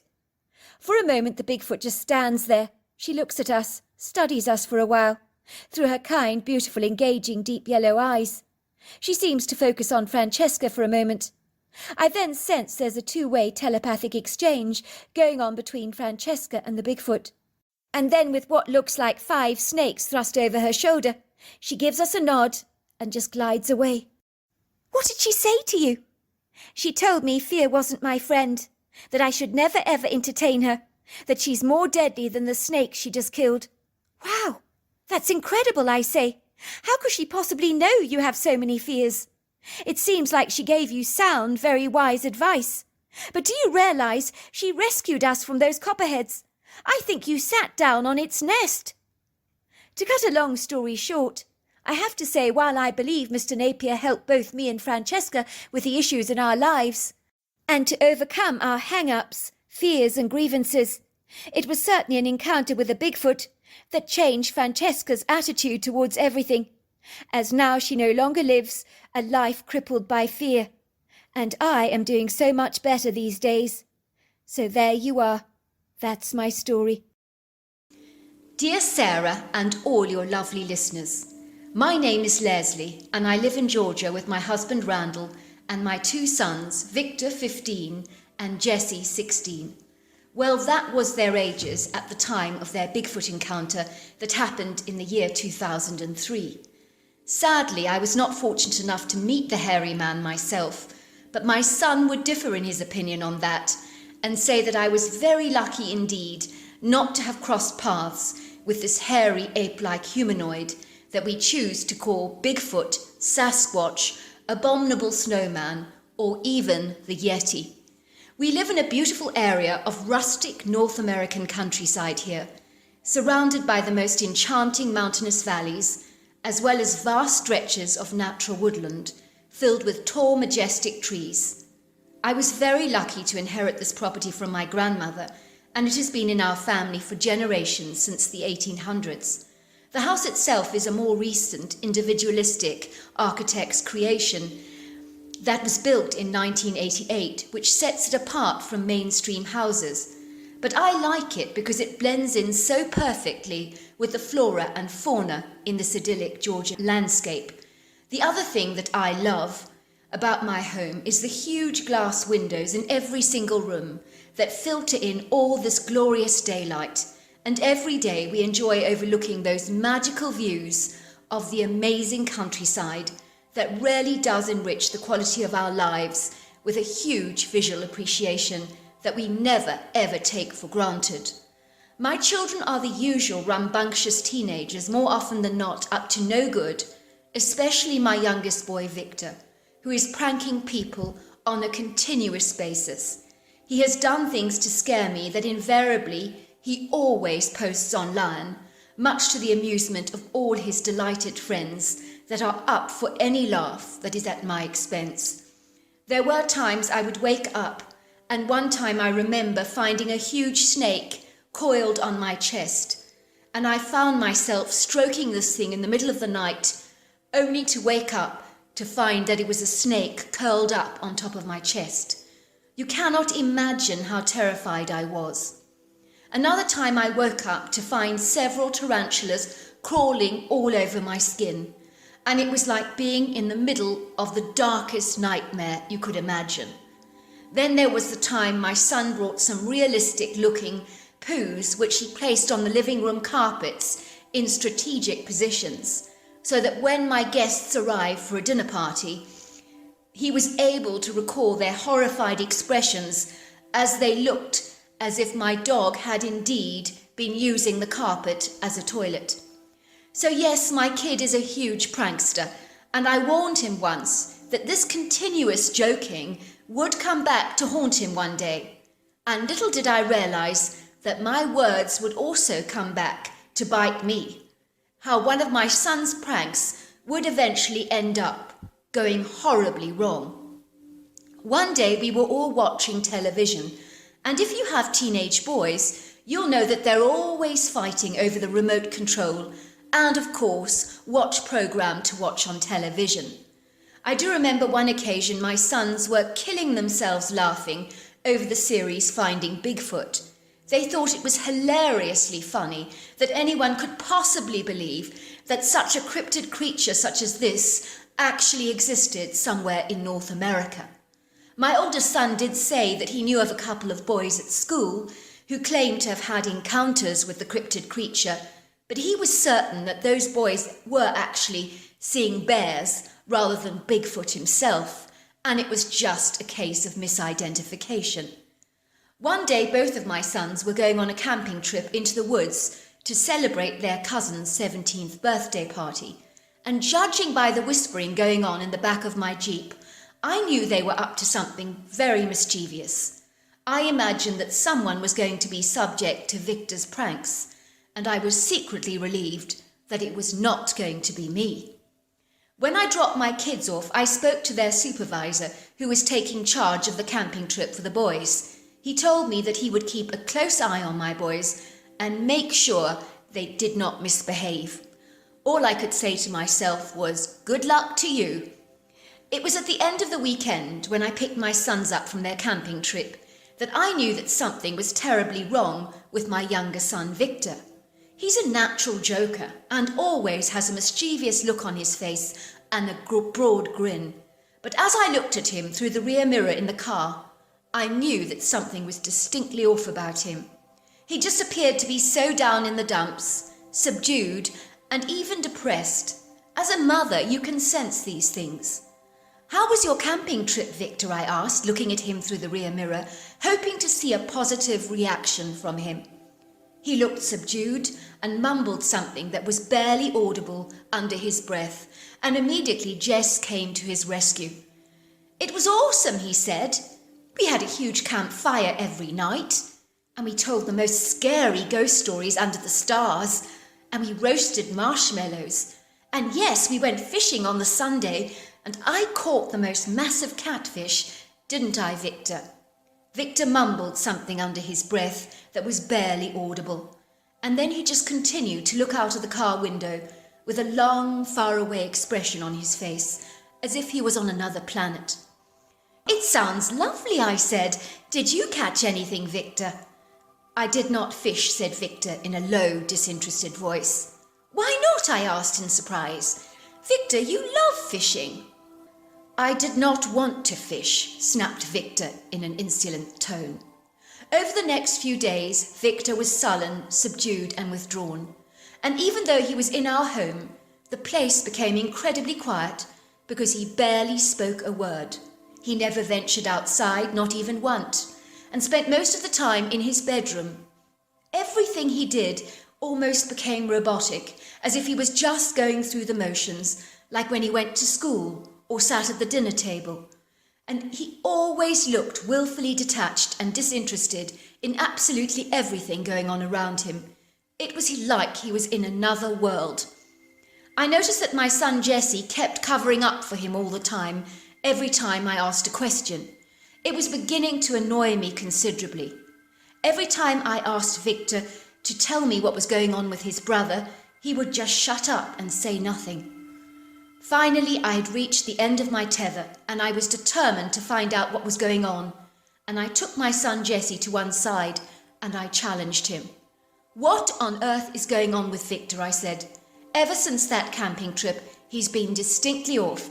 Did something upset him on that trip?" "You are right, Mum. Someone upset him on that trip. But it's not who you think it was," said Jesse. "What do you mean?" I asked. "Not who I think it was. You're not making any sense." "The thing that upset him, Mum, it wasn't human," said Jesse.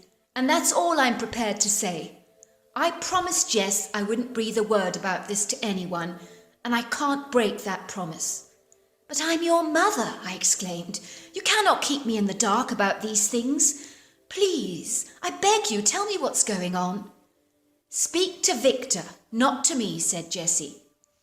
Later that day, I sat down next to Victor on the settee. The television was blaring loudly on a program that didn't even interest Victor in the slightest, and he barely seemed to be focused on it, but as usual seemed to be miles away in a seemingly trance-like state. "I know what's going on," I lied, taking him into my arms. "Jessie told me everything about your camping trip, and he told me all the things that have upset you." "What?" said Victor, looking horrified. "He told you everything?"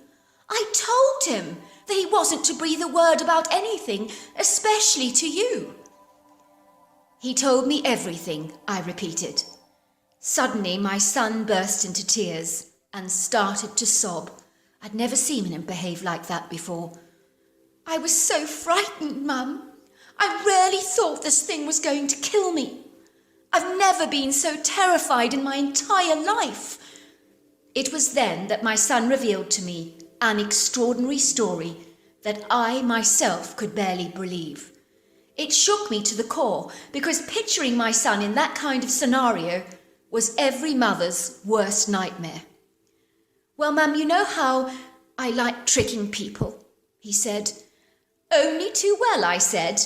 "I did know you were planning one of your pranks on the trip, because I could tell by your expression that you were up to something, and it didn't look like it was too good, I must add." "Well, I did buy a gorilla costume to take to the camp, and a Bigfoot foot stencil, because I just wanted to hoax the boys on the trip by pretending to be Bigfoot." "Oh," I said, "I see. And I take it that your prank didn't go off too well." "It went worse than not well, Mum. It was terrible. We wanted everyone at the camp to think that there was a Bigfoot loitering around our tents at night. We were going to bang the tents during the night and make funny growling sounds and leave large footprints around the tent to scare everybody. It seemed like a great idea at the time.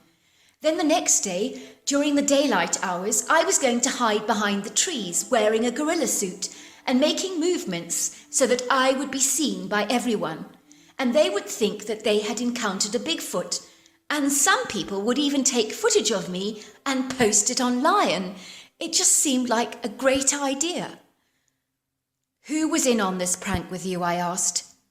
"It was Jesse and our cousin Ivan. He was on it too, because after all, it was his birthday bash, and so I didn't want to exclude him from the prank. Anyway, I wanted him to be part of it all because it was his birthday."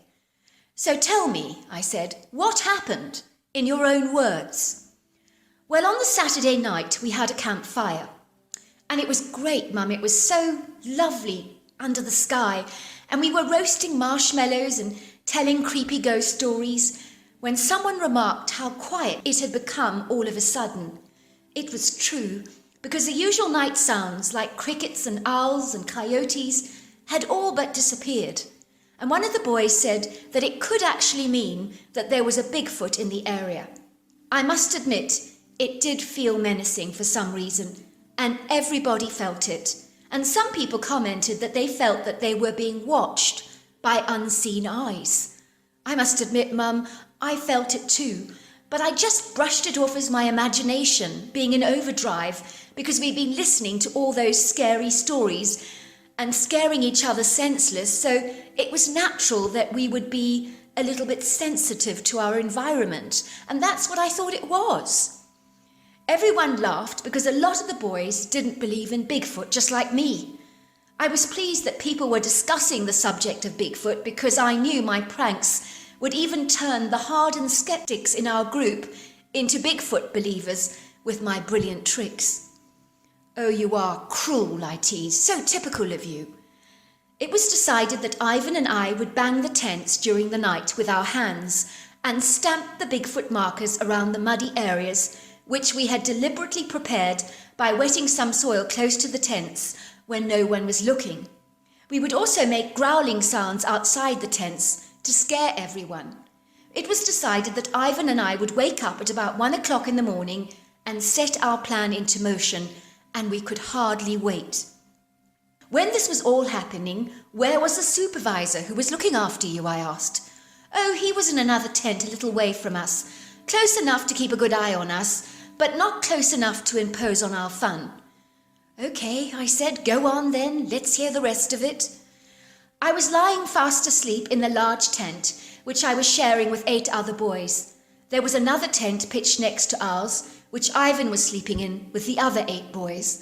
I was awoken to the sound of pebbles pelting our tent, and everyone grew very alarmed, and I was secretly recording their actions.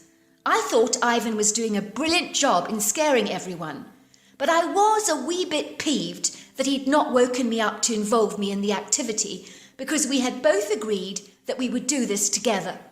But I thought he may have struggled to wake me up and decided to do it himself.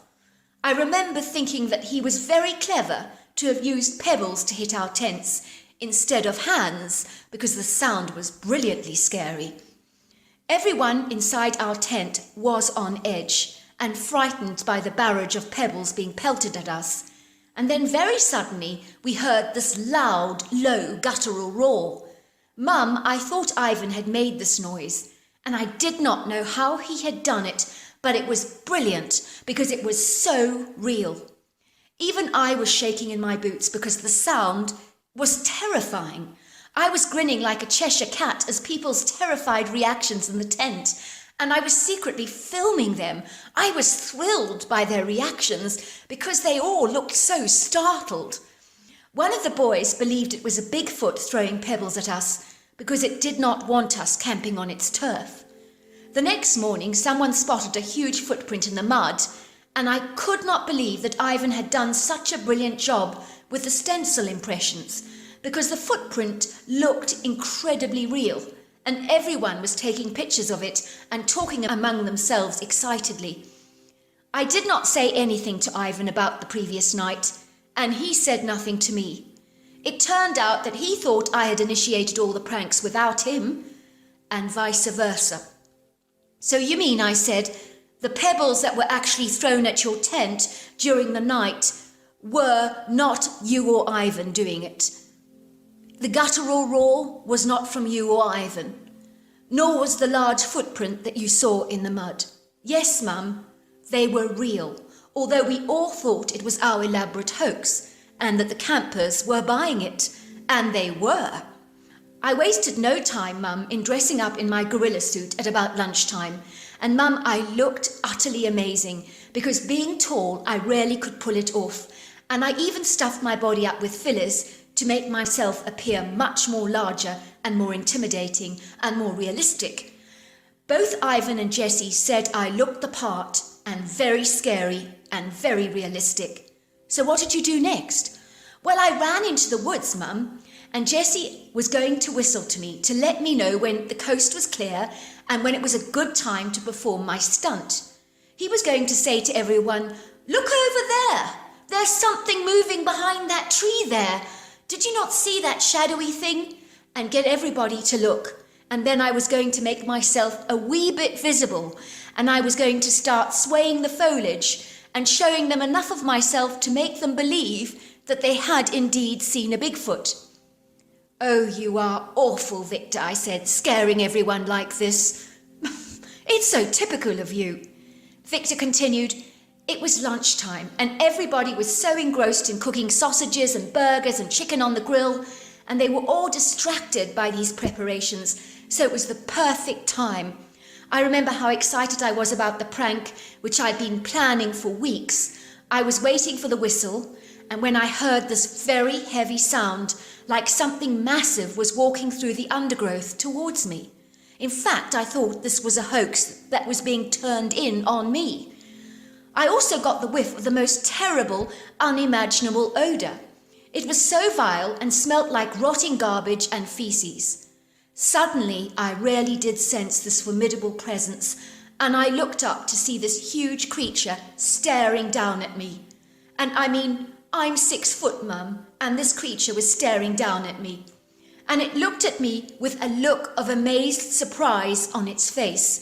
Mum, I knew that this thing was a Bigfoot, without a shadow of a doubt. I was in total shock because it was real. This thing was enormous, Mum. I've never seen anything so big in all my life. I was dressed in an ape's suit and it was just staring at me. And I think because I was wearing the ape suit, it was wondering what on earth I was, because it was pretty realistic looking. And I think I made it very confused. "How big was this creature?" I asked. "Well, I told you it was big. It was at least 9 foot tall, about 800 pounds or possibly more. And it was about 4.5 feet wide. It was covered in sandy brown hair, and it had a cone-shaped head, massive shoulders, virtually no neck, and the most huge torso that I've ever seen in my life. Mum, he would have made a bodybuilder look utterly pathetic, I promise you. The best way to describe him, Mum, was he looked exactly like an ape man." "What about the legs and arms?" I asked. "Were they big too?" "He was massive all over, Mum.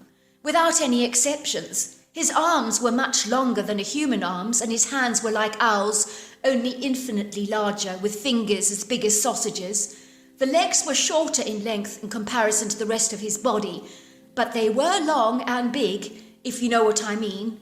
And one thing he was very muscular." "And the face?" I asked. "What about the face?"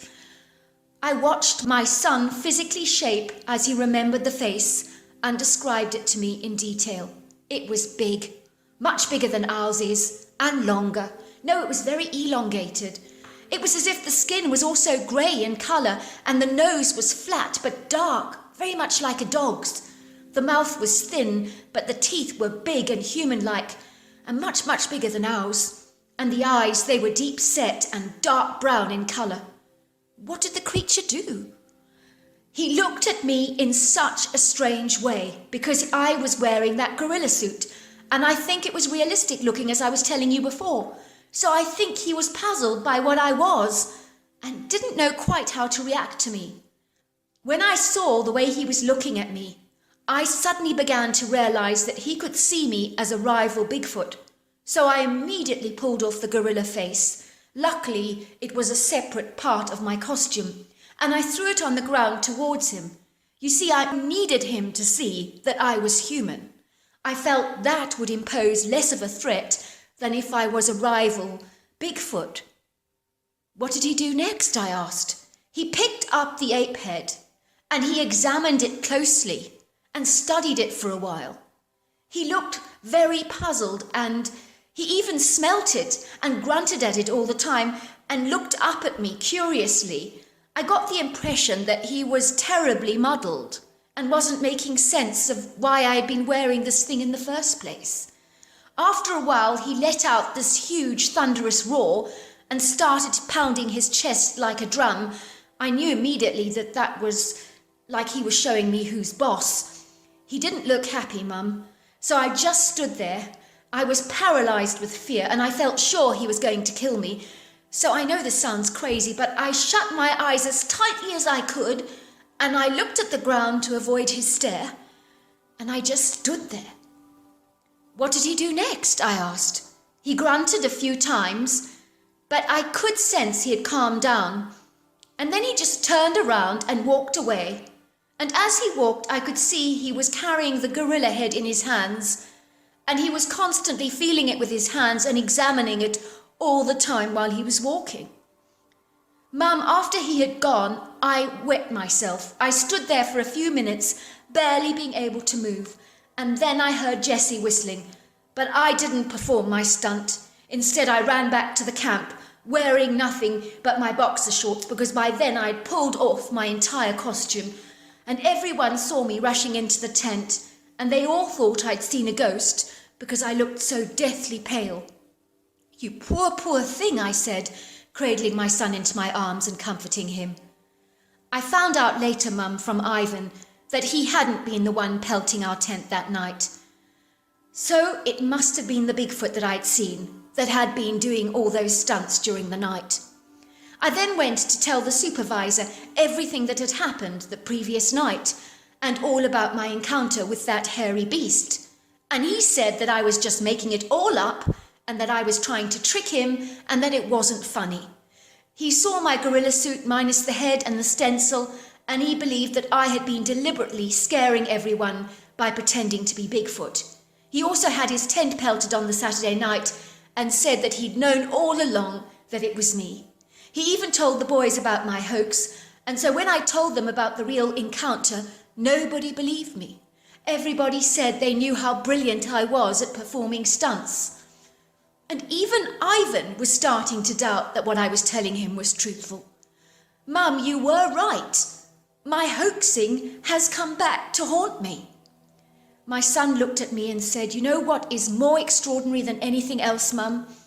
Is that Bigfoot is real, because I've seen him myself, and if I never see him again, it'll be too soon.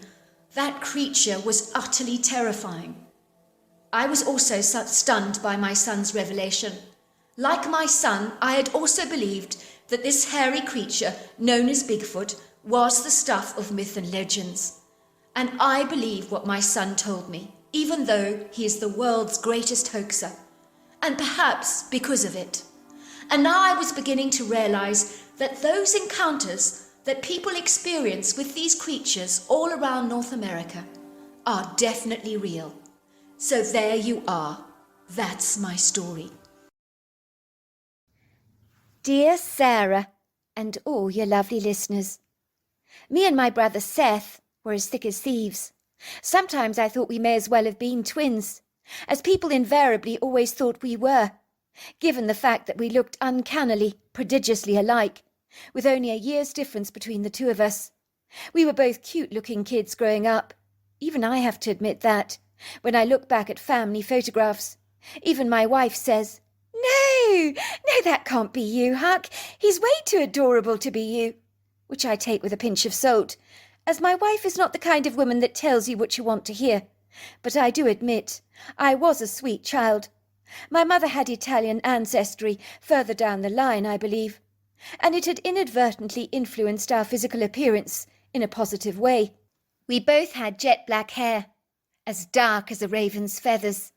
It was thick, voluminous, shiny. It bounced around our face in a sea of untamed, undulating curls. We had sparkling hazel eyes, framed by the thickest, longest eyelashes, and a slight olive-tone complexion, with dimples on our cheeks, and what my mother would describe as the sweetest-looking cherub-like faces. She would say it was so hard even to get remotely angry with us, as when she tried to correct us for our bad behaviour, she always felt she was disciplining a couple of angels. Even though me and my brother Seth looked so disproportionately alike, we were very different personalities. But somehow we managed to complement each other, rather like pepper blending harmoniously with salt, and tomato ketchup enhancing the taste of crispy French fries. We worked symphoniously together, like two orchestral musical instruments, in a congruous alignment, you could say. I would describe my brother Seth as stoic, strong, prudent, steadfast, loyal, and always calm like the rocks that I'd see gathered around the creek. But I was much more like the frenzied water, dashing recklessly over the rocks, throwing myself impulsively at anything I thought invited excitement and intrigue. Growing up, we lived in an indestructible Colorado farmhouse, which was as pretty as a picture. Some described our house as poetry. It wasn't too large, nor was it too big for us, but it was perfect for our needs, and not the typical American-style farmhouse you'd expect to find here in Colorado. but more like something you might find parked elegantly in the Scottish Highlands, among the rolling green hills there. I suppose this was not altogether surprising. Our house was actually built by a Scottish sheep farmer who moved to America in the 1930s to marry his all-American wife. He insisted in building a home that rather reminded him of his birthplace, so he employed tough materials like stone, wood and brick in his building construction. Let's just say our house was almost as tough, durable and robust as the rippling contours of the mountains that ebbed and flowed in the furthest distance, anointing the sky in a hazy, ethereal distinction, with a pronounced rugged but majestic intrusion that invited appreciation and intrigue on all eyes that surveyed the prepossessing views our property encompassed. Our square farmhouse was painted all white. It was a single story with a basement and attic made from stone and brick, with thick, sturdy, almost cast-iron walls and a grey slate roof, along with dozens of symmetrical windows that eagerly embraced spectacular views. It seemed so comfortable in its viridescent setting, almost as if it had always belonged there and had never been apart from the earth. The ground floor of our home was symmetrically arranged, with wooden skirting boards, dado rails, timber doors with architraves, timber shutters and cornices, and substantially sized fireplaces. Growing up, me and my brother always gravitated towards the woodgrove on our land. I suppose that wasn't surprising for two young boys. It drew us to it like iron filings to a magnet. The woods were magical, mysterious, dreamy, and could easily harness a young boy's imagination. The real world faded in the background for us. You could become anything you liked in the woodgrove, in this treasure trove of opportunities, and the world's boundaries that hemmed you in on every side would come tumbling down, as in the woods anything was possible. Me and my brother Seth would become cowboys, Indian warriors, or cops and robbers, and even strange monsters or dinosaurs, that we would create in our imagination, of course. One day sticks out in my memory, above any other day. It was early spring. The sunshine was audaciously pushing its way through the sky, so the colder weather was subdued, and for the first time in a long time it was actually warm. For two young boys between the ages of 10 and 11, me and Seth needed little encouragement. We dashed eagerly towards the wood, with a passionate eagerness and a zealous enthusiasm, followed by our rambunctious chocolate Labrador Chloe, whose tail was wagging profusely as it thumped the ground. She was possibly more excited than we were about this spontaneous adventure. She loved nothing better than pinning her nose to the forest floor and picking up unusual scents that would keep her occupied forever, as she'd lift up her legs to anoint everything with her pungent scent. The forest invited us into her depths, almost as if welcoming back two old friends. It was like the tall vertical pine trees, from the log poles, the bristle cones, the Colorado blue spruces, and the Douglas firs, that penciled up into the sky like verdant Christmas trees, were whispering to us as their needled boughs jiggled in a cool breeze. "Welcome back, Seth. Welcome back, Huck." It felt as if the forest itself was hugging us effusively. I used to love the smell of its carbon and hydrogen-rich terpenes that infused this woodland oasis in a plethora of sweet, sharp and refreshing notes.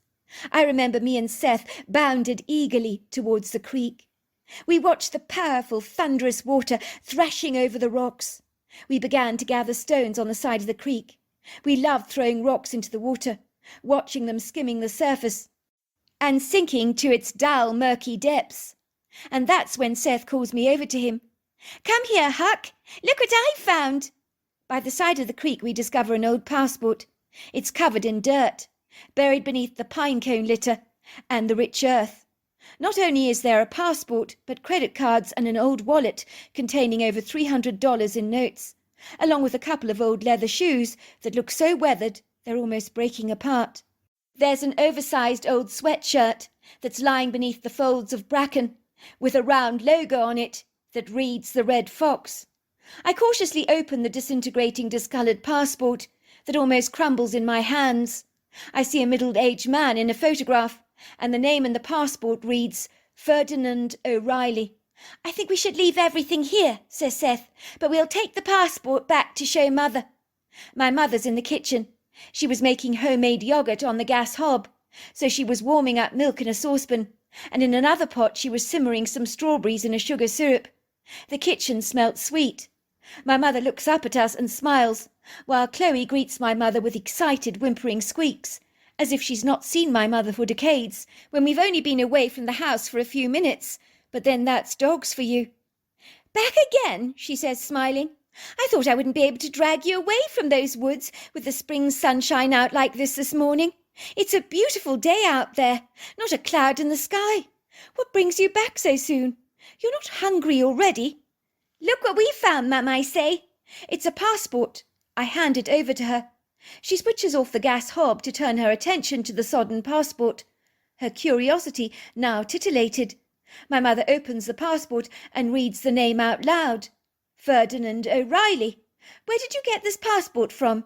She asks incredulously. It was by the creek. The wallet is still back there with $300 in it. There's a couple of old shoes and a very large sweatshirt buried beneath the dirt. But on our property, says my mother. That's extraordinary. I think I better call the deputy sheriff. He needs to see this. My mother was close friends with Paul, the deputy sheriff. They'd been to school together years back and had even dated in junior high. She taps into her cell phone. Hi, Paul, it's me, Rita. Look, I'd appreciate it if you popped over for a moment. There's a cup of coffee and a chocolate brownie in it for you. Look, I've got something significant to show you that I think you might find rather interesting. Tell you what, I'll be there before lunch. I'm holding you to your promise, Rita. I'm looking forward to that chocolate brownie very much. Me and my brother are listening out for the deputy sheriff's truck to arrive. We're eager to know what he will say about our curious find. Soon we're rewarded to the sound of hardened tyres crunching pebbles beneath the circular folds of rubber. The truck brakes, the engine switches off, and like a lightning strike, me and my brother literally rocket out of the house, followed by the exuberant Chloe, whose excitement has increased on sensing our obvious enthusiasm in seeing the sheriff. The sheriff looks so impressive, with his smart cowboy hat that graces the top of his head. How are you, Huck? And how are you, Seth? He asks us cordially, greeting us with a bright, warm smile. Fine, sir, we say. My word, I don't normally get such an excited reception when I go anywhere, he teases. I think even the wife runs and hides from me when I get home. But you boys, along with your brown lab, treat me like royalty. I should come here more often, and I'm looking forward to your mother's chocolate brownie, I have to say. The sheriff is a handsome man. He's athletic and lean, with blonde hair that licks the back of his shoulders, and investigative Prussian blue eyes that are always alive with interest.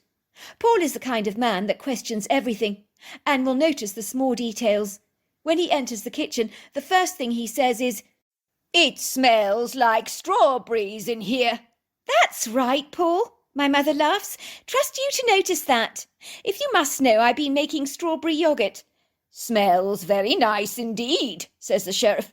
You should teach my wife, Rita, how to make yoghurt. The sheriff's eyes dart around the kitchen, like a sagacious ferret, observing everything, missing nothing. Where is your old fruit bowl? You know, the one you used to have? The sheriff asks, as he notices that the old fruit bowl has now been replaced by a new one. I mean, who notices things like that? The sheriff does. It broke, said my mother. I opened the dishwasher. It had broken into 2 halves. It happens, says the sheriff, with the winter temperatures that we had a week ago. I imagine an ice-cold bowl being exposed to warm water in a dishwasher. Well, it's easily going to break, as china can become quite brittle. Never thought of that, said my mother. That's probably exactly what happened. Before I prepare you your tea and brownie, Sheriff, I think I should show you this. The kids found it. She hands the passport to the deputy sheriff. Where did you find this? He asks, opening the passport very carefully to examine it closely. I intercede hurriedly, dying to get my words in. Seth found it, I tell him. It was by the creek. There was also a wallet there with $300 in it.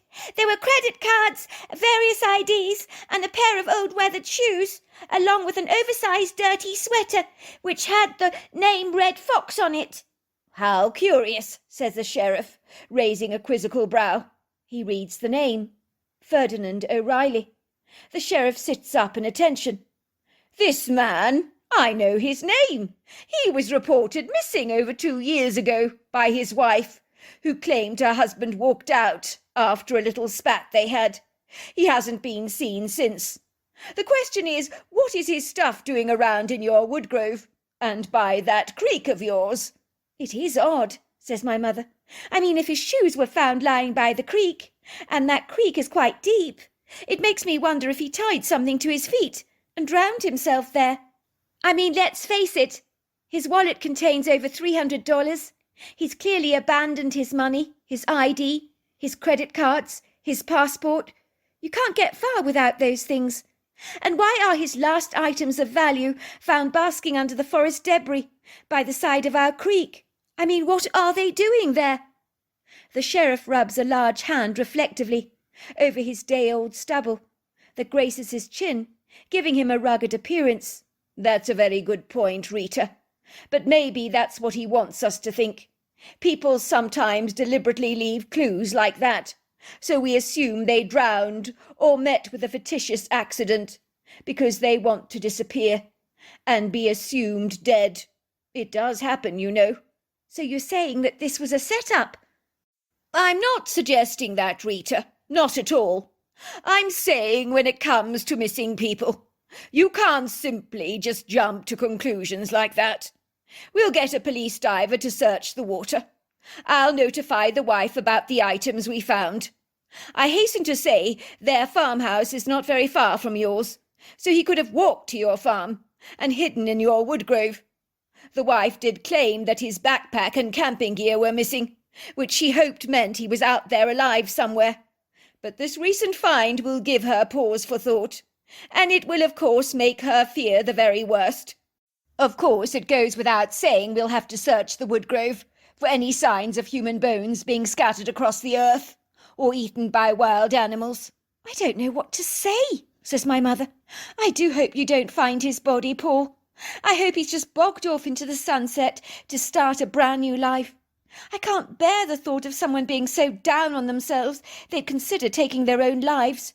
But surely a spat or an argument with his wife wouldn't bring out such grievous melancholia, so much so that he'd end his own life by suicide.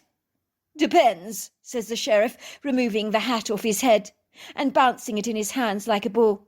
The one thing I've learned about being a deputy sheriff, Rita, is that people are enigmatic, and sometimes the littlest things can push them over the edge, so that they do silly things that in the cold light of day they would have never dreamed possible. Did you ask the wife what the spat was actually about?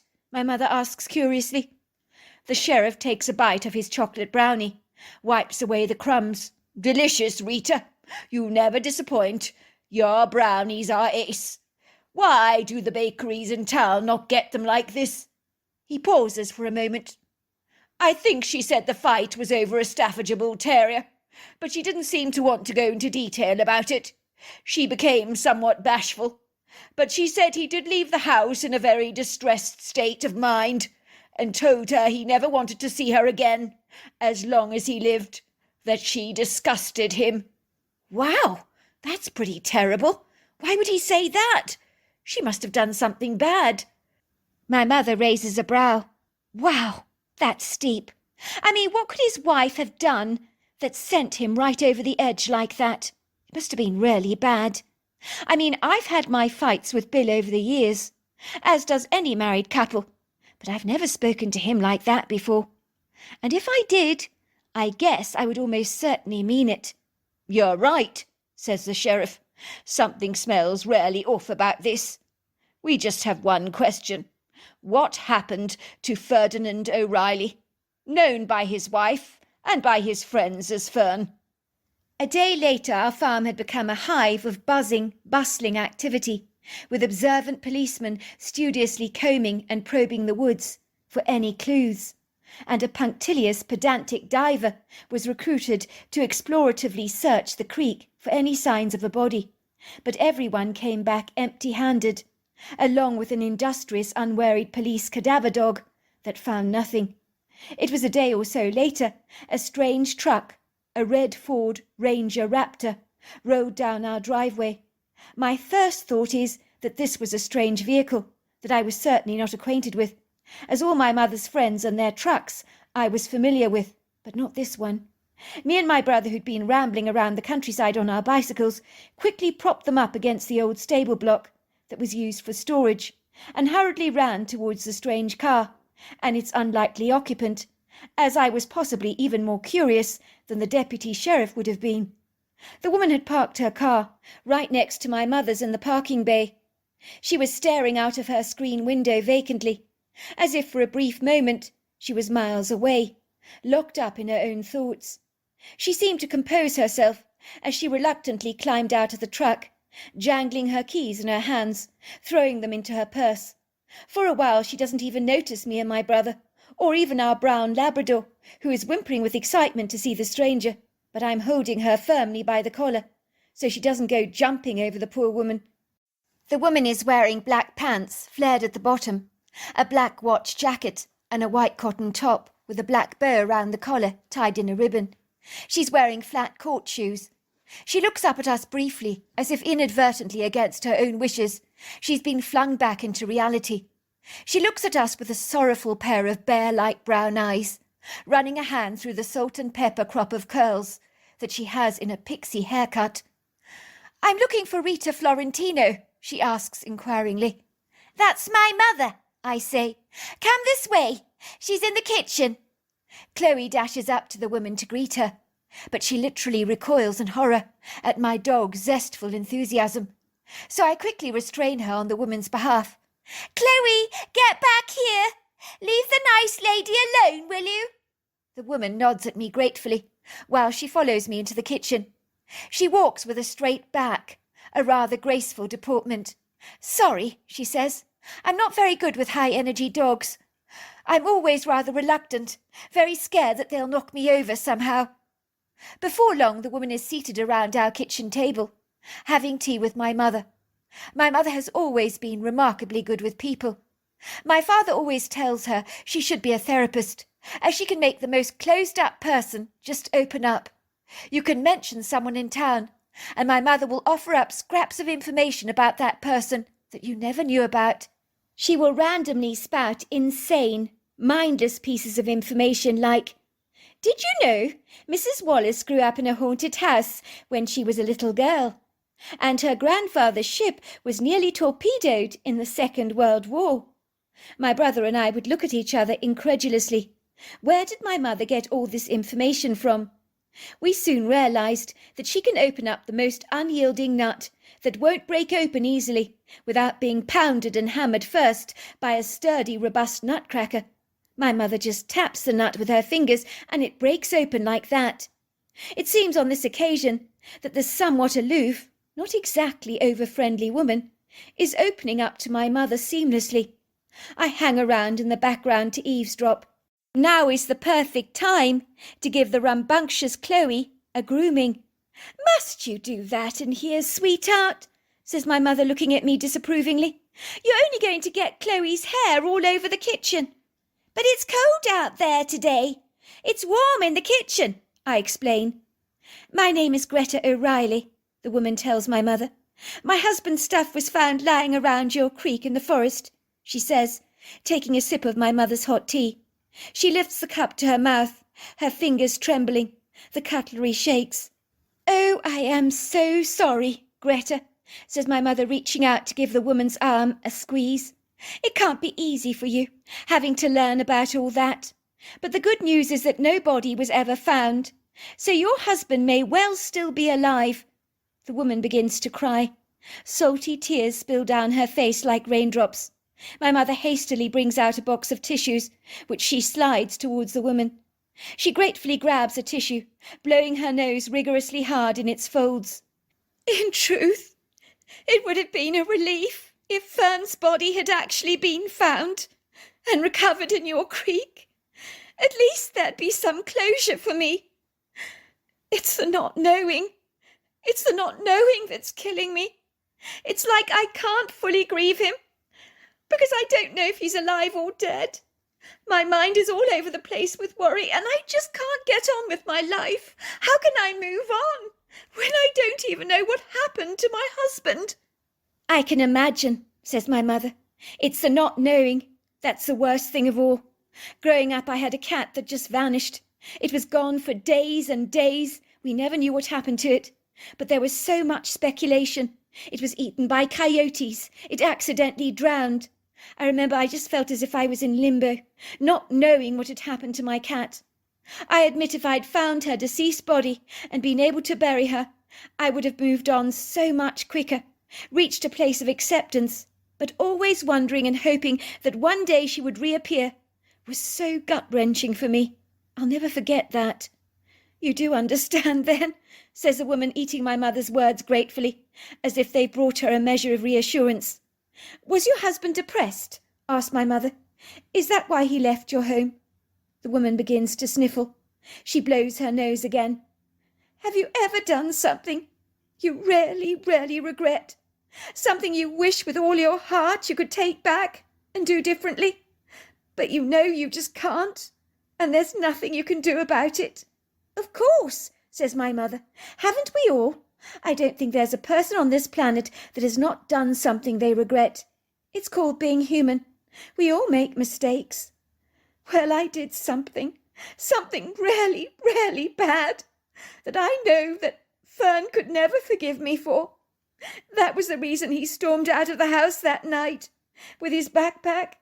He looked at me and said, 'Rita, I don't know you anymore. The woman I loved would never have done something so cruel. What you have done makes you a monster in my heart. How will I ever be able to forget this? I hope that I never see you again as long as I live.'" And then he left in his truck, which was found parked in town, with the keys still in the ignition. The door was unlocked. "What did you do that was so bad?" asked my mother. "I'm almost ashamed to tell you, lest you should judge me too. Quite honestly, I wouldn't blame you if you did. You know what it's like here in northeastern Colorado, especially here on the eastern slopes of the mountains, in spring and summer. Let's just say there were dreadful thunderstorms and hailstorms so big they looked like golf balls. Our Staffordshire Bull Terrier Woof Woof was just so traumatized by the storms. She would scratch the furniture viciously, pound at the doors, desperately trying to get out. She'd cower under the furniture, was in a dreadful state. She was so frightened. I tried all kinds of remedies to calm her down, but nothing appeared to work. So I took her to the vet to have her put down. At that revelation, my mother becomes silent. I was secretly so appalled. I stopped brushing Chloe's back, as I shook my head in disgust. I could understand why Ferdinand had walked out. I'd have done exactly the same if my wife had randomly put down my best friend like that. How could the woman have done that? Surely something could have been done to tranquilize the dog. I'm sorry, I couldn't get my head around this. I know exactly what you're thinking, and honestly, I don't blame you. Yes, I overreacted, says Greta. My husband loved that dog with all his heart. I never told him about my plans to put the dog down. I just knew he wouldn't take it very well, but I had no idea he would take the news so badly. I've never seen him so angry, so indignant, so devastated, all at the same time. You've killed my best friend. How could you? How could you? And not telling me about your intentions is 1,000 times worse. It's cruel. Of course, I defended myself. I should have taken complete responsibility for what I'd done, but I didn't. You've got to admit it, Fern. Woof Woof was in a dreadful state, I told him. We had to do something about his angst. We couldn't leave him like this. So your solution was to kill him, was it? I'd hate to see what you'd do to me if I was in a bad way. Throw me to the wolves, toss me over the boat to be eaten by the sharks. I don't know you any more, Rita. I'm ashamed to call you my wife. What happened to the kind-hearted girl I married and fell in love with? What hardened your heart like a stone? That's what I'd like to know. Oh dear, says my mother. He did take it very badly. I can't say I blame him. Losing a dog isn't easy. It sounds like Woof Woof was his beloved companion. You know the saying, don't ever come between a man and his dog. What's wrong with me? says the woman, cradling her head in her hands. Why did I act so impulsively? I broke my husband's heart. And even if he hates me forever, all I want to know is that he's all right. Then I'll be able to sleep at night. Of course you want to know if he's all right, says my mother. Of course you do. I am terribly sorry about Woof Woof. You clearly are too. But it's all water under the bridge now. The main thing now is to find your husband. That's why I came here today. Do you think one of your kids could possibly show me where his stuff was found? Of course, says my mother. I'm sure that both my sons would be only too happy to show you where they recovered the stuff. But I want to assure you, the police did search the woodgrove thoroughly. And let's just say they found nothing. I know, but I just want to go there for a moment. It'll give me some peace of mind. It'll help me to feel close to him. A year later, it was one night in early summer. Me and my brother retired to bed. We shared a bedroom together, even though we could have our own rooms, but we chose not to. We enjoyed each other's company and didn't like the idea of being separated by different bedrooms.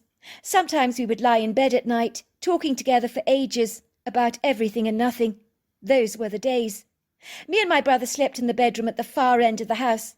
As far as we were concerned, that was simply the best, most private room in the entire house.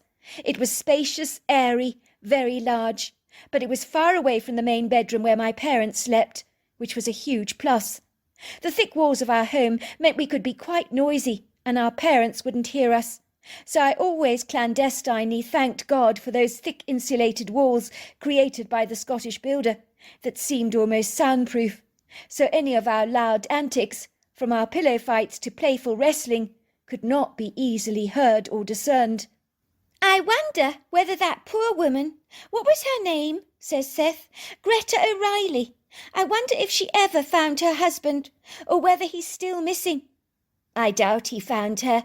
I think we would have heard something by now.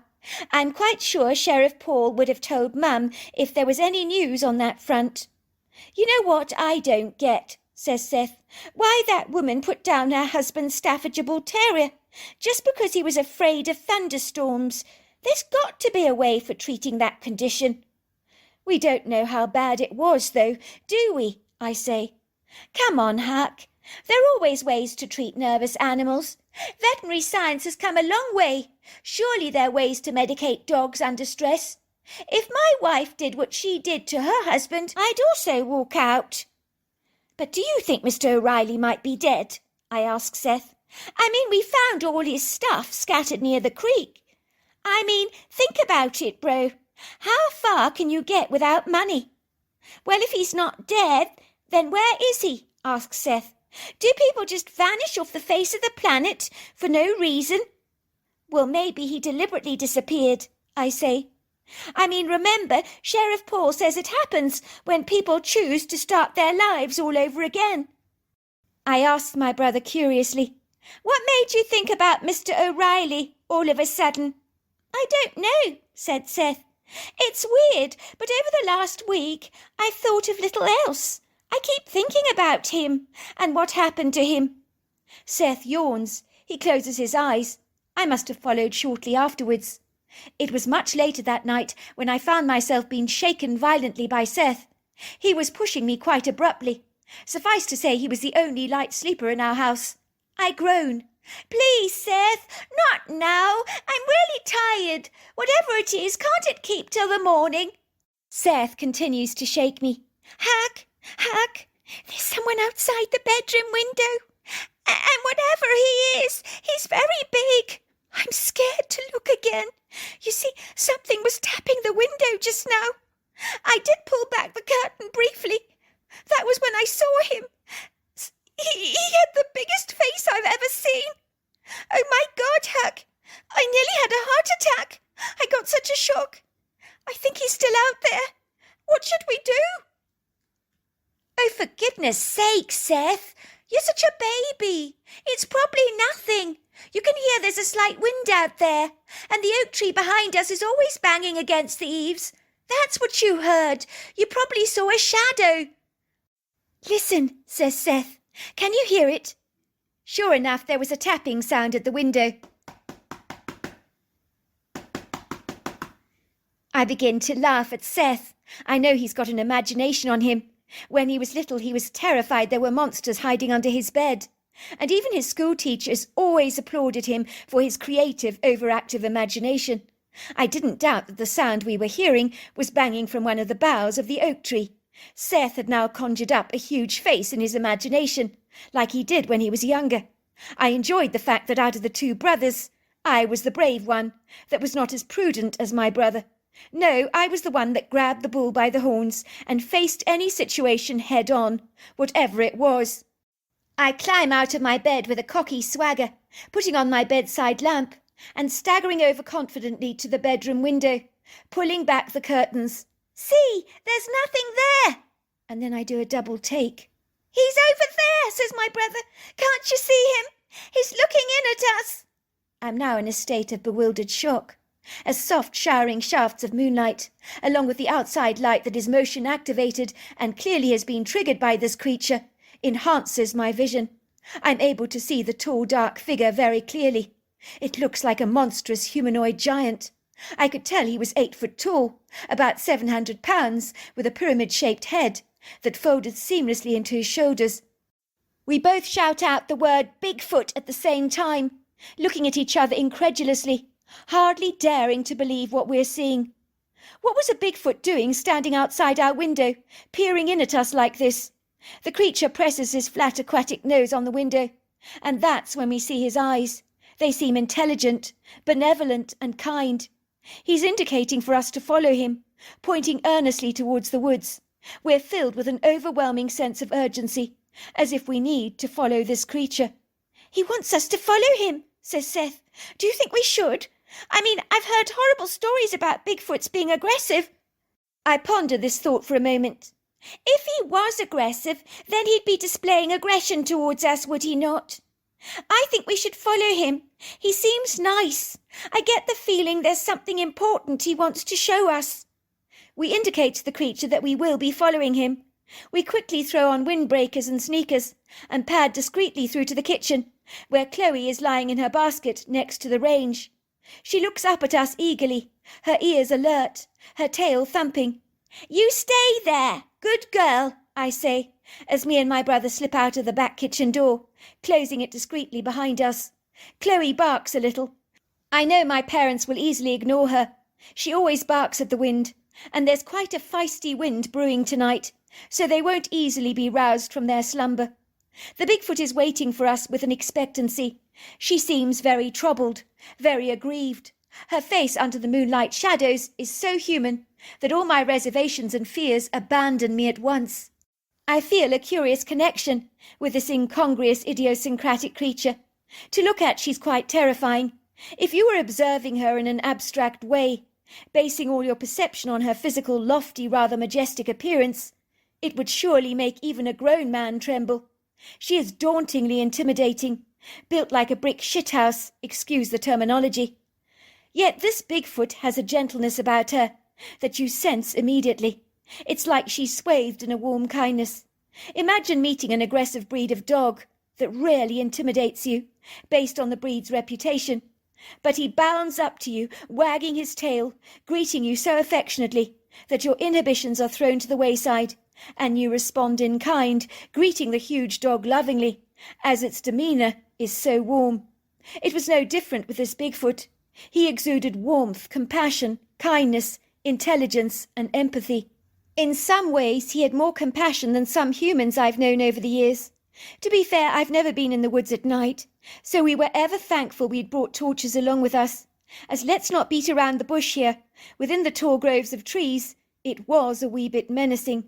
The woods at night had always struck me as unfriendly compared to during the day, but at night they almost become bodefully airy, inauspicious, as if during the witching hours they morph into a different place altogether, as if portals from different worlds open up and purge out the spirits of the undead to haunt the woods. It didn't help that the tall, baleful silhouettes of the trees that plundered the murky sky were clustered together like uncongenial gangsters who had an axe to grind with us. Well, that's what it felt like anyway. Their needled boughs shuddered under the brisk nudges of the wind that whistled through the trees. It felt as if they were conspiring against us and whispering to each other. I could almost swear I heard my name being called. Hack, hack, hack. Ostensibly, the tuneful sounds of the crickets and frogs was abolished on this night. They certainly would have offered us a measure of reassurance. The whole forest was steeped in a spooky, oppressive silence, apart from the moaning wails of a capricious wind. But the clawing, claustrophobic sound of the silence left my hair standing on edge, and a nauseous feeling swamping the back of my throat, with a repugnant, bitter taste. Our sneakers crunched the forest debris, while some of the rugged terrain, precipitous in its upward ascent, with jagged rocks that were embedded within its slopy contours, seemed to trip us up in the darkness. On one occasion I fell over, and the male Bigfoot reached out his hand and pulled me back onto my feet. I remember my little hand felt like a doll's hand in his huge sausage-like fingers. Before long we came to the creek. That was when we saw a pop-up tent blowing in the wind.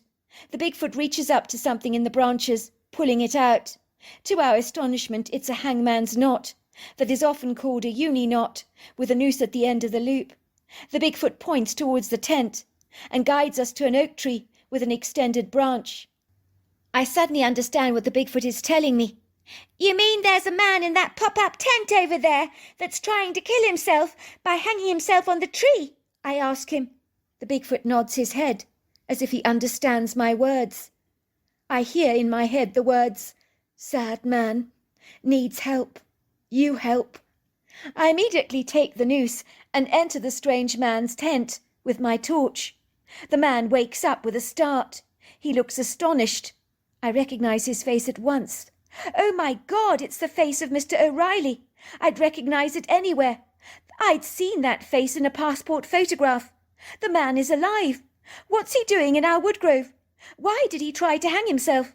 I lean out of the tent and whisper to my brother, "It's Mr. O'Reilly. Go call Mum and Dad, quickly." "Who are you?" says the man, who looks as dishevelled as a homeless man, and smells ripe. Now he sports a very long black beard. "You're Mr. O'Reilly, aren't you? Good to meet you, Mr. O'Reilly," I say, reaching out my hand to shake his. "How do you know who I am?" "We found your passport, your stuff around the creek a year ago. The police were here on the property looking everywhere for you. You created quite a stir. They even had a diver searching for your body in the creek over there. Was that why you left your stuff here? So people would think you were dead? You wanted to run away?" "Something like that, son. What, are you Columbo or something?" "Something like that," I say. "Do you realise your wife was so upset when you walked out on her? She came to the woodgrove here to be close to your stuff so that she could feel close to you. She was so sad." "Well, she's got over me quickly enough, has she not?" said Mr. O'Reilly angrily.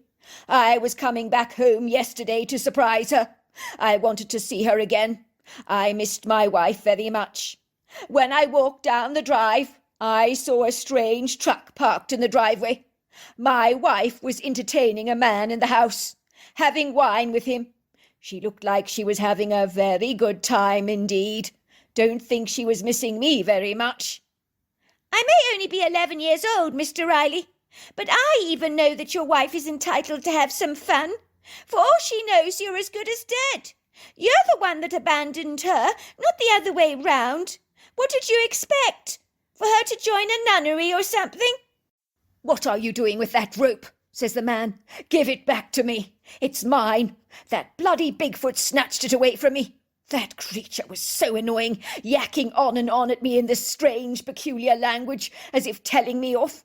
What bloody business is it of his if I kill myself or not? Why would he give a toss? I thought Bigfoots didn't give a damn about humans, but he's one big interfering busybody, watching me like a hawk all the time. I know he's trying to stop me, but if I want to end my life, he can do nothing about it." "So, Mr. Riley, is that what this is about? You're going to hang yourself when you discover that your wife appeared to be with someone else? Is that it?" "None of your business." To cut a long story short, my parents persuaded Mr. O'Reilly to come back home to have a bath and a shave, while my mother surreptitiously called Mrs. O'Reilly to tell her that her husband was back. She said she'd be coming over at lunchtime the following day, She had something very important she needed to do first. We were rather bewildered by that. Why was she delaying seeing her husband? But when she arrived at our house, we knew why. I'll never forget how Rita and her husband held each other so tightly, as if they were never ever going to let go. They were both crying tears. "Who is he?" says Mr. O'Reilly. "The man you were with yesterday." "Just a good friend, sweetheart. There's never been anyone else but you in my life. Surely you know that. I could never ever replace you. But where have you been all this time?" "I've just been hitchhiking around America. But I missed you. But I still struggle to come to terms with what you did to Woof Woof." "I'm so sorry, sweetheart. I wish I could take it all back. I was a complete idiot. I wish I could reverse what I did. But on that subject, I've got something for you back in the truck. Just you wait over there while I go and get it." Moments later she reappeared, with a tiny little Staffordshire Bull Terrier puppy in her hands, with a blue bow around its neck, and a little card which said, "I'm so sorry." "He's yours," she says, putting the Staffordshire Bull Terrier into her husband's hands. "I just hope he's not afraid of thunder." Looking back on everything that happened that night, I know that the Bigfoot alerted us in order to stop Mr. Riley from taking his own life, because he was so devastated about what he thought was his wife having an affair. I'm glad to say he and his wife are still very much together, very much in love, and they now have a Staffordshire Bull Terrier that's not at all afraid of the thunder. So there you are. That's my story. Dear Sarah and all your listeners, it was in 1957, and I was 25 years old at the time, and I was not married, unlike all my fortunate friends, who not only had wonderful husbands, but babies on the way too. In those days, being 25 and not married was like being an old maid or left on the shelf, so to speak. Thankfully, it's not like that today, but that was how it was then. I was living with my parents at the time in a very large bungalow, and even they were piling on the pressure for me to get married. "When is Roland going to do the decent thing and pop the question?" my mother would ask. "You're not getting any younger, my dear, and I'm longing for some grandbabies. At this rate, I'll be deceased before you have any." I had been dating Roland for 8 long years, and he still had not asked me to marry him. I couldn't understand what was keeping him from asking me the question, because we'd been together for so long and we were incredibly close. It seemed like the natural next step. One day when I was sitting on my friend's lawn having drinks with some of my girlfriends, they all quizzed me about Roland. "You need to give him an ultimatum," said one of my friends. "Otherwise that dude is never going to pop the question. You can be sure of that." Everyone wholeheartedly agreed. "If he doesn't want to marry you, all well and good," said another. "At least you know where you stand. You don't want to be 30 and still unmarried." What they were saying made perfect sense to me, even though it was not the done thing in those days for a woman to take the initiative in marriage proposals. However, if I didn't give Roland a push, we might never get married, and that thought was inconceivable. It was on a Sunday afternoon, when Roland and I were taking a drive in his car around the countryside, when I broached the subject. "Roland," I said, "I'm 25, and I'm not getting any younger." "Yeah?" he said. "So?" with a dopey expression on his face. "Well, I want to get married and have kids." Roland's mouth did a nosedive, and he looked at me with a horrified expression on his face, almost as if I had just told him that he was sentenced to life imprisonment. He looked utterly mortified. "You want to get married?" he said. I nodded. "I mean, we've been dating for over 8 years," I said. "Isn't marriage the next logical step? I mean, where do we go to from there?" Roland's mouth was so wide, it looked like he could swallow an entire goldfish. That's how shocked he was. For a long while the car was very, very silent. You could have heard a pin drop. Then he said nothing. He pressed down the accelerator really hard and took me home as quickly as he could, without even saying a word. When I got out of the car, he still hadn't said anything. I slammed the door behind me, and he never even said goodbye. Tears rolled down my cheeks as I realized that our relationship was well and truly finished, and I was never ever going to hear from Roland again. The idea of marriage had completely freaked him out. Well, at least I knew where I stood, I thought regretfully, but I was devastated. Imagine my surprise when about 3 or 4 days later, Roland called me and asked me out on a date. I could hardly believe it, because I'd resigned myself to the fact that we were well and truly finished. Roland told me to close my eyes, and he led me into a beautiful clearing in the woods, where he had prepared a beautiful, spectacular picnic. There was champagne on ice, strawberries dipped in chocolate, salmon sandwiches, and turkey and cheese rolls, as well as sumptuous chocolate cake. It was a delicious spread, and I could not believe he had gone to so much trouble on my account. I was amazed and really, really touched. Suddenly Roland got on his knees and presented me with a fine velvet-looking box. Was he doing what I thought he was doing? I could hardly believe it. He opened it up slowly, and there, staring at me, was the most enormous, glistening, bright yellow diamond engagement ring, surrounded with clusters of perfectly beautiful white diamonds. I'd never seen anything so beautiful in my entire life, and he slipped it on my finger and popped the question. "Will you marry me, Sue?" he said. "Oh, yes, yes, yes!" I cried, jumping up and down like an excited puppy. The ring was very loose on my finger, and I knew it would need to be adjusted. But you know what? I didn't want to spoil the moment by saying anything to Roland, because I was just too delighted. "How could you afford this ring?" I asked. "It must have cost you an absolute fortune." "Never you mind about that," said Roland. "Only the best is good for you." I could not wipe the smile off my face, and I raced to my best friend's house to tell her the good news. "Oh, I'm so happy for you," she cried out in delight. "Oh, my word! Let's see the ring." Beth let out the most enormous gasp as she studied the ring on my finger. "Oh, my goodness! But it's beautiful! Did Roland rob the bank?" Beth called her mother over to view the ring. "Mum, you've got to see Sue's ring. It's utterly gorgeous. It's the most beautiful ring I've ever seen." Beth's mother had a background in jewellery, so she knew a lot about diamonds and about precious stones. I watched her mother's face study my ring with a look of shocked intrigue on her face. "Where did you say Roland got this ring from?" she asked curiously. "I've no idea," I said. "Oh, I'm so thrilled. I love the huge yellow centre and the diamonds around the edge. It's so unusual." "Well, it is a yellow diamond," said my friend's mother, "and it's worth a great deal of money.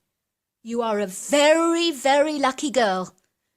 I looked at Beth and her mother in shocked disbelief, and without knowing what to say, I suddenly excused myself and hurried back home. Roland lived in a very basic cabin, and you couldn't get more basic than what he lived in, on his parents' land, and all his life he had struggled financially to make ends meet. How on earth had he managed to present me with such an expensive stone? Feeling both frustrated and bewildered and shocked all at the same time, especially after having realised how valuable the ring was, I now had so many questions in my mind, and my gut was not feeling good about my engagement ring. Something was distinctly off. I decided to go for a run in the woods. This was something I always did when I needed to work off a little steam. I put on my running shoes and proceeded to go for a run, all the while wondering what I was going to ask Roland about my ring, without sounding suspicious. I kept reassuring myself that maybe it had belonged to his mother. Yet why would they sit on a ring like this if they couldn't even afford to repair their leaking roof? Nothing made any sense at all. That evening I got a call from Beth. "I think there's something strange about your ring," she said. "Mother said it's worth an absolute fortune.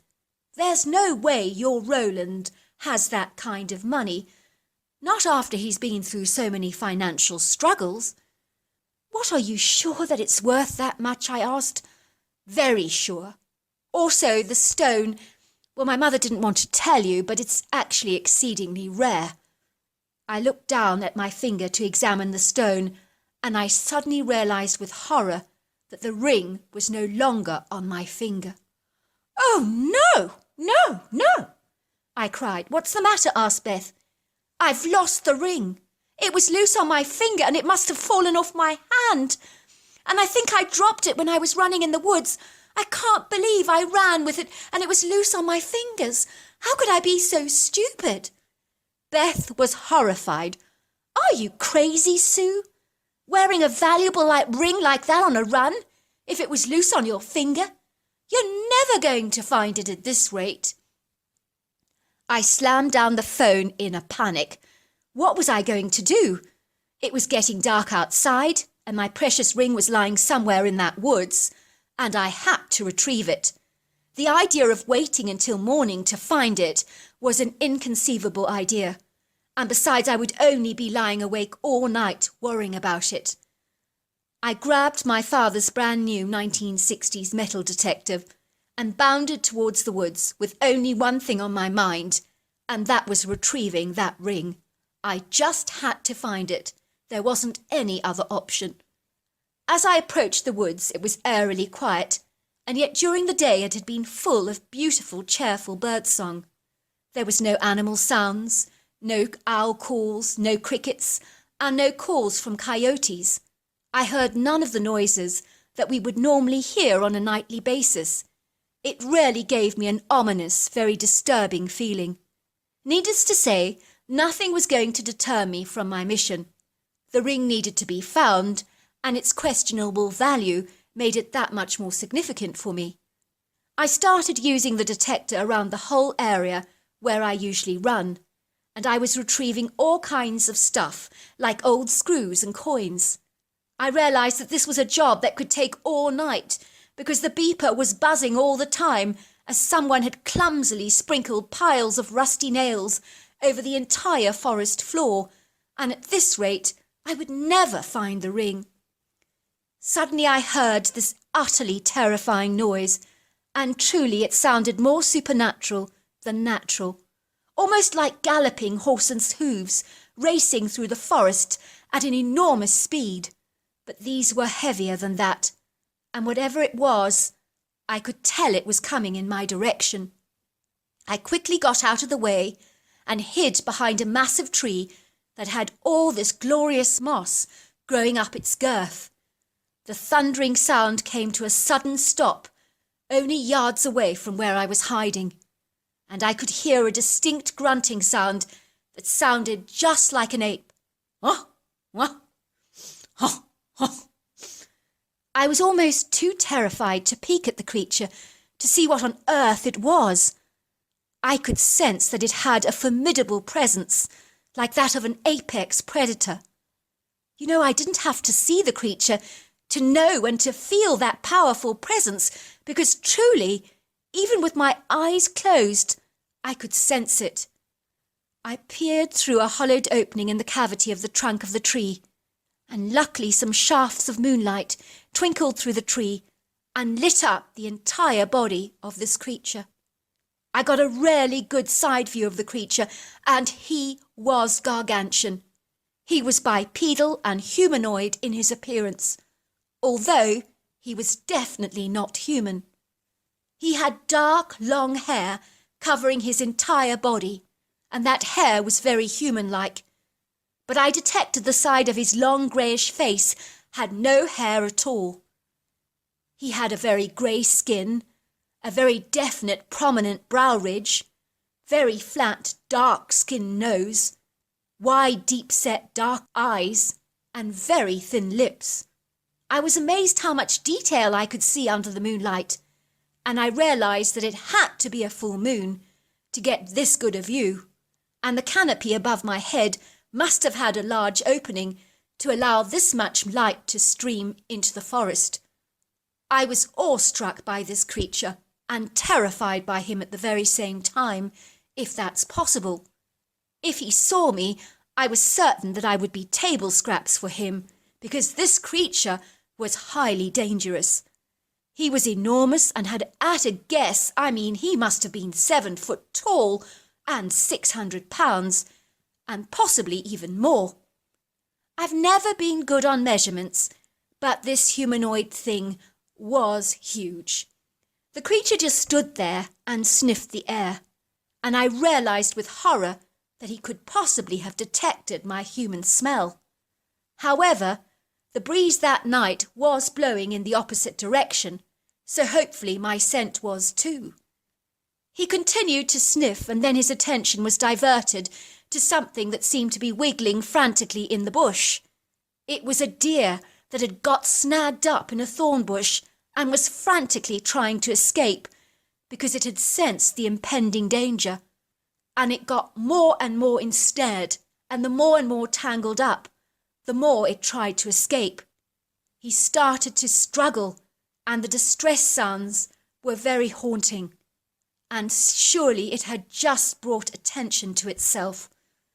This was an easy meal for the predator, and he lunged towards the creature who had absolutely no hope in hell of escaping, and I heard a loud snap that sounded like a limb being disabled, which I imagine was to immobilize the creature. Then I heard a loud rustling sound as the deer was pulled through the brush by the legs, and there came a thunderous thud.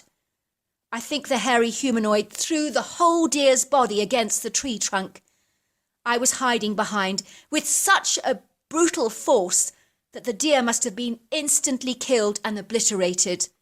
I felt a huge empathy for the poor creature to be killed by such violence. For a moment all was still, and everything seemed very, very silent. And then I heard the creature whistling to himself, just like a human would. It was a pretty sound. Suddenly I could hear slapping sounds around the woods coming from further away. And then I heard the creature responding to those slapping sounds by slapping the tree trunk that I was hiding behind. And he slapped it so hard that the tree trunk virtually vibrated, and I jumped out of my skin, well, almost. Then I heard these strange calls, like whooping sounds, that seemed to be coming from different areas of the woods, left and right and backwards and forwards. The sound was like some kind of interactive communication. It was with horror I realized that there must be others just like him, and the thought of that sent waves of dread flooding through my entire body. By this time I was so terrified and so anxious of being discovered by this creature. I was surprised he hadn't detected me, but maybe it was because the wind was blowing in the opposite direction, because I was certain I had a human odour, because this creature had a pungent smell of its own that reminded me of raw sewage. I do remember that the woods were visited by human hikers on a daily basis, so maybe their human smells were hanging around the place, and maybe that would explain why the creature did not see me, because he may have felt these lingering smells were just smells from previous humans that had been in the forest before me. I peered at the creature and saw him scratching himself with a very long stick that he was rubbing up and down his back, much like a Bathian brush, in the places that he could not reach. And this scratching went on for some time. As he was doing this, I could hear him making low moans of pleasure, as if he had finally satisfied a very, very frustrating itch. I then suddenly heard this thunderous galloping sound coming towards the clearing, and it sounded just like it had the previous time the creature had entered the clearing, so this was clearly another creature. I was freaking out, but whatever creature it was, luckily it didn't come into view, but started to chatter to the creature that was standing near to my tree. And they engaged in a weird form of communication that sounded a lot like gibberish. It was almost like the other creature had come to get him to go back to where they were nesting.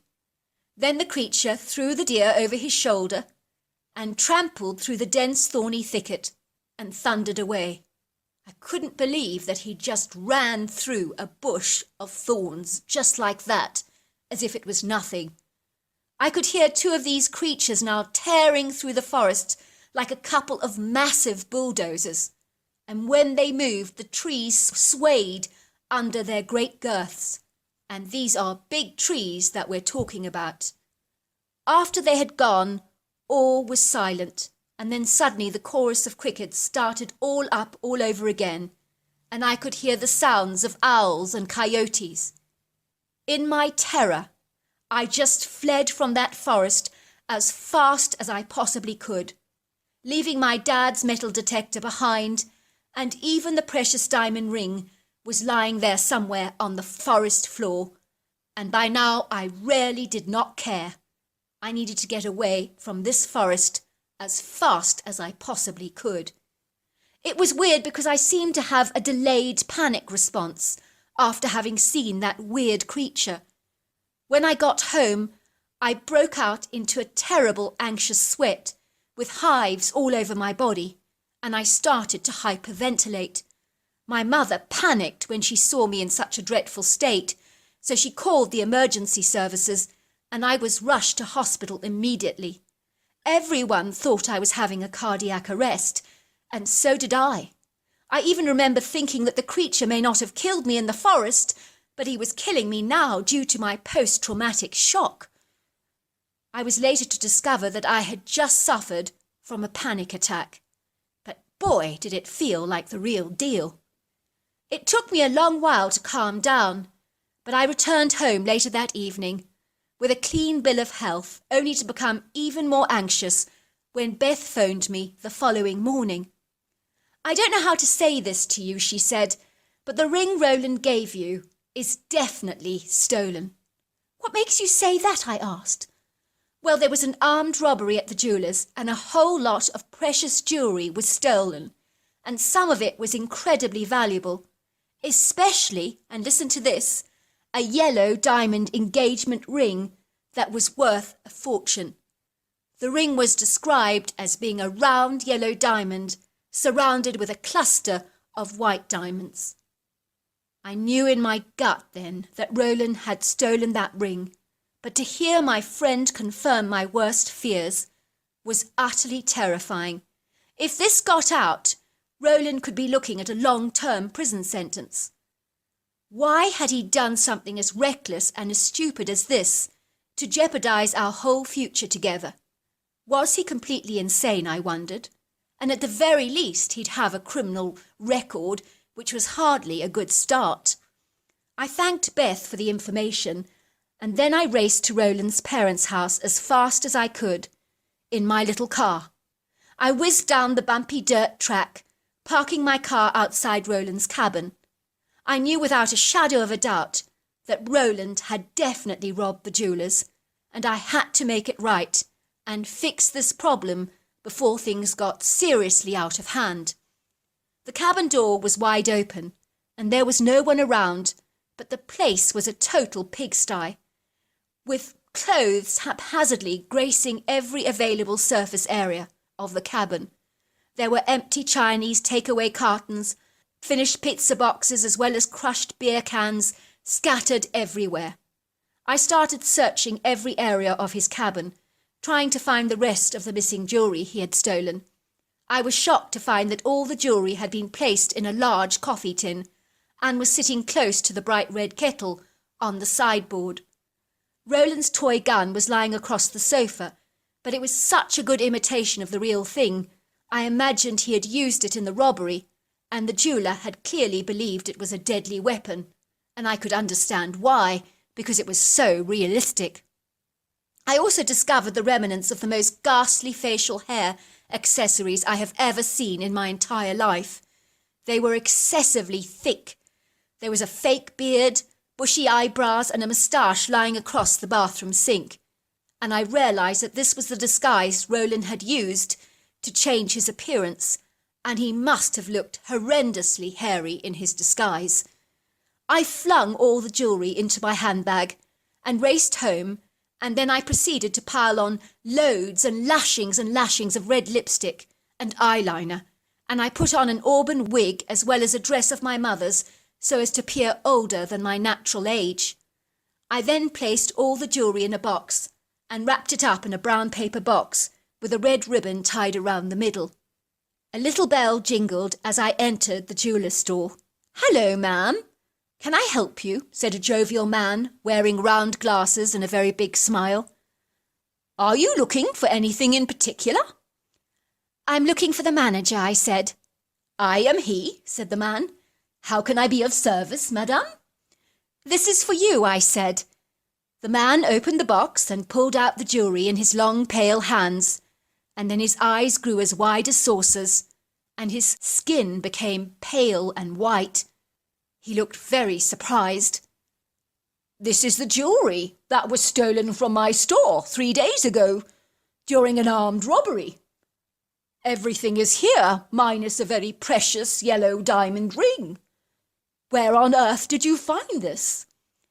"Let's just say it came into my possession," I said. And with that, I boldly walked out of the store with the jeweller asking me, "Hold on, madam. I have more questions I need to ask you."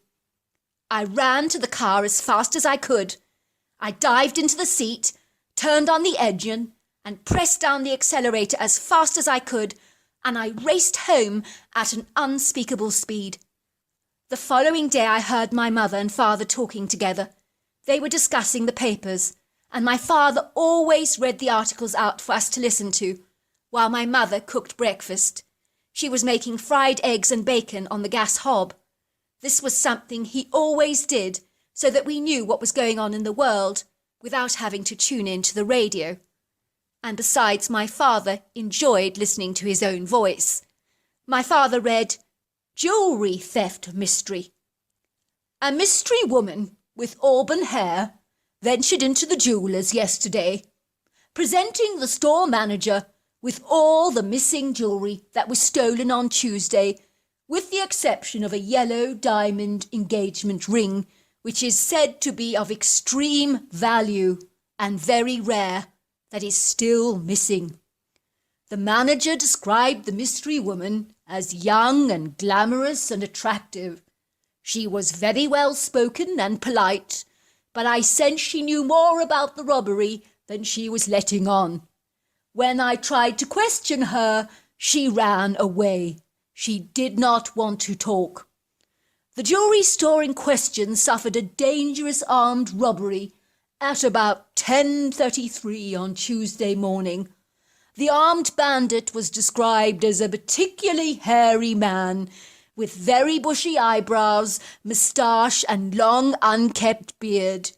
It was difficult to see his face because of his excessive facial hair, but he did have a slender body shape and was about 6 foot tall.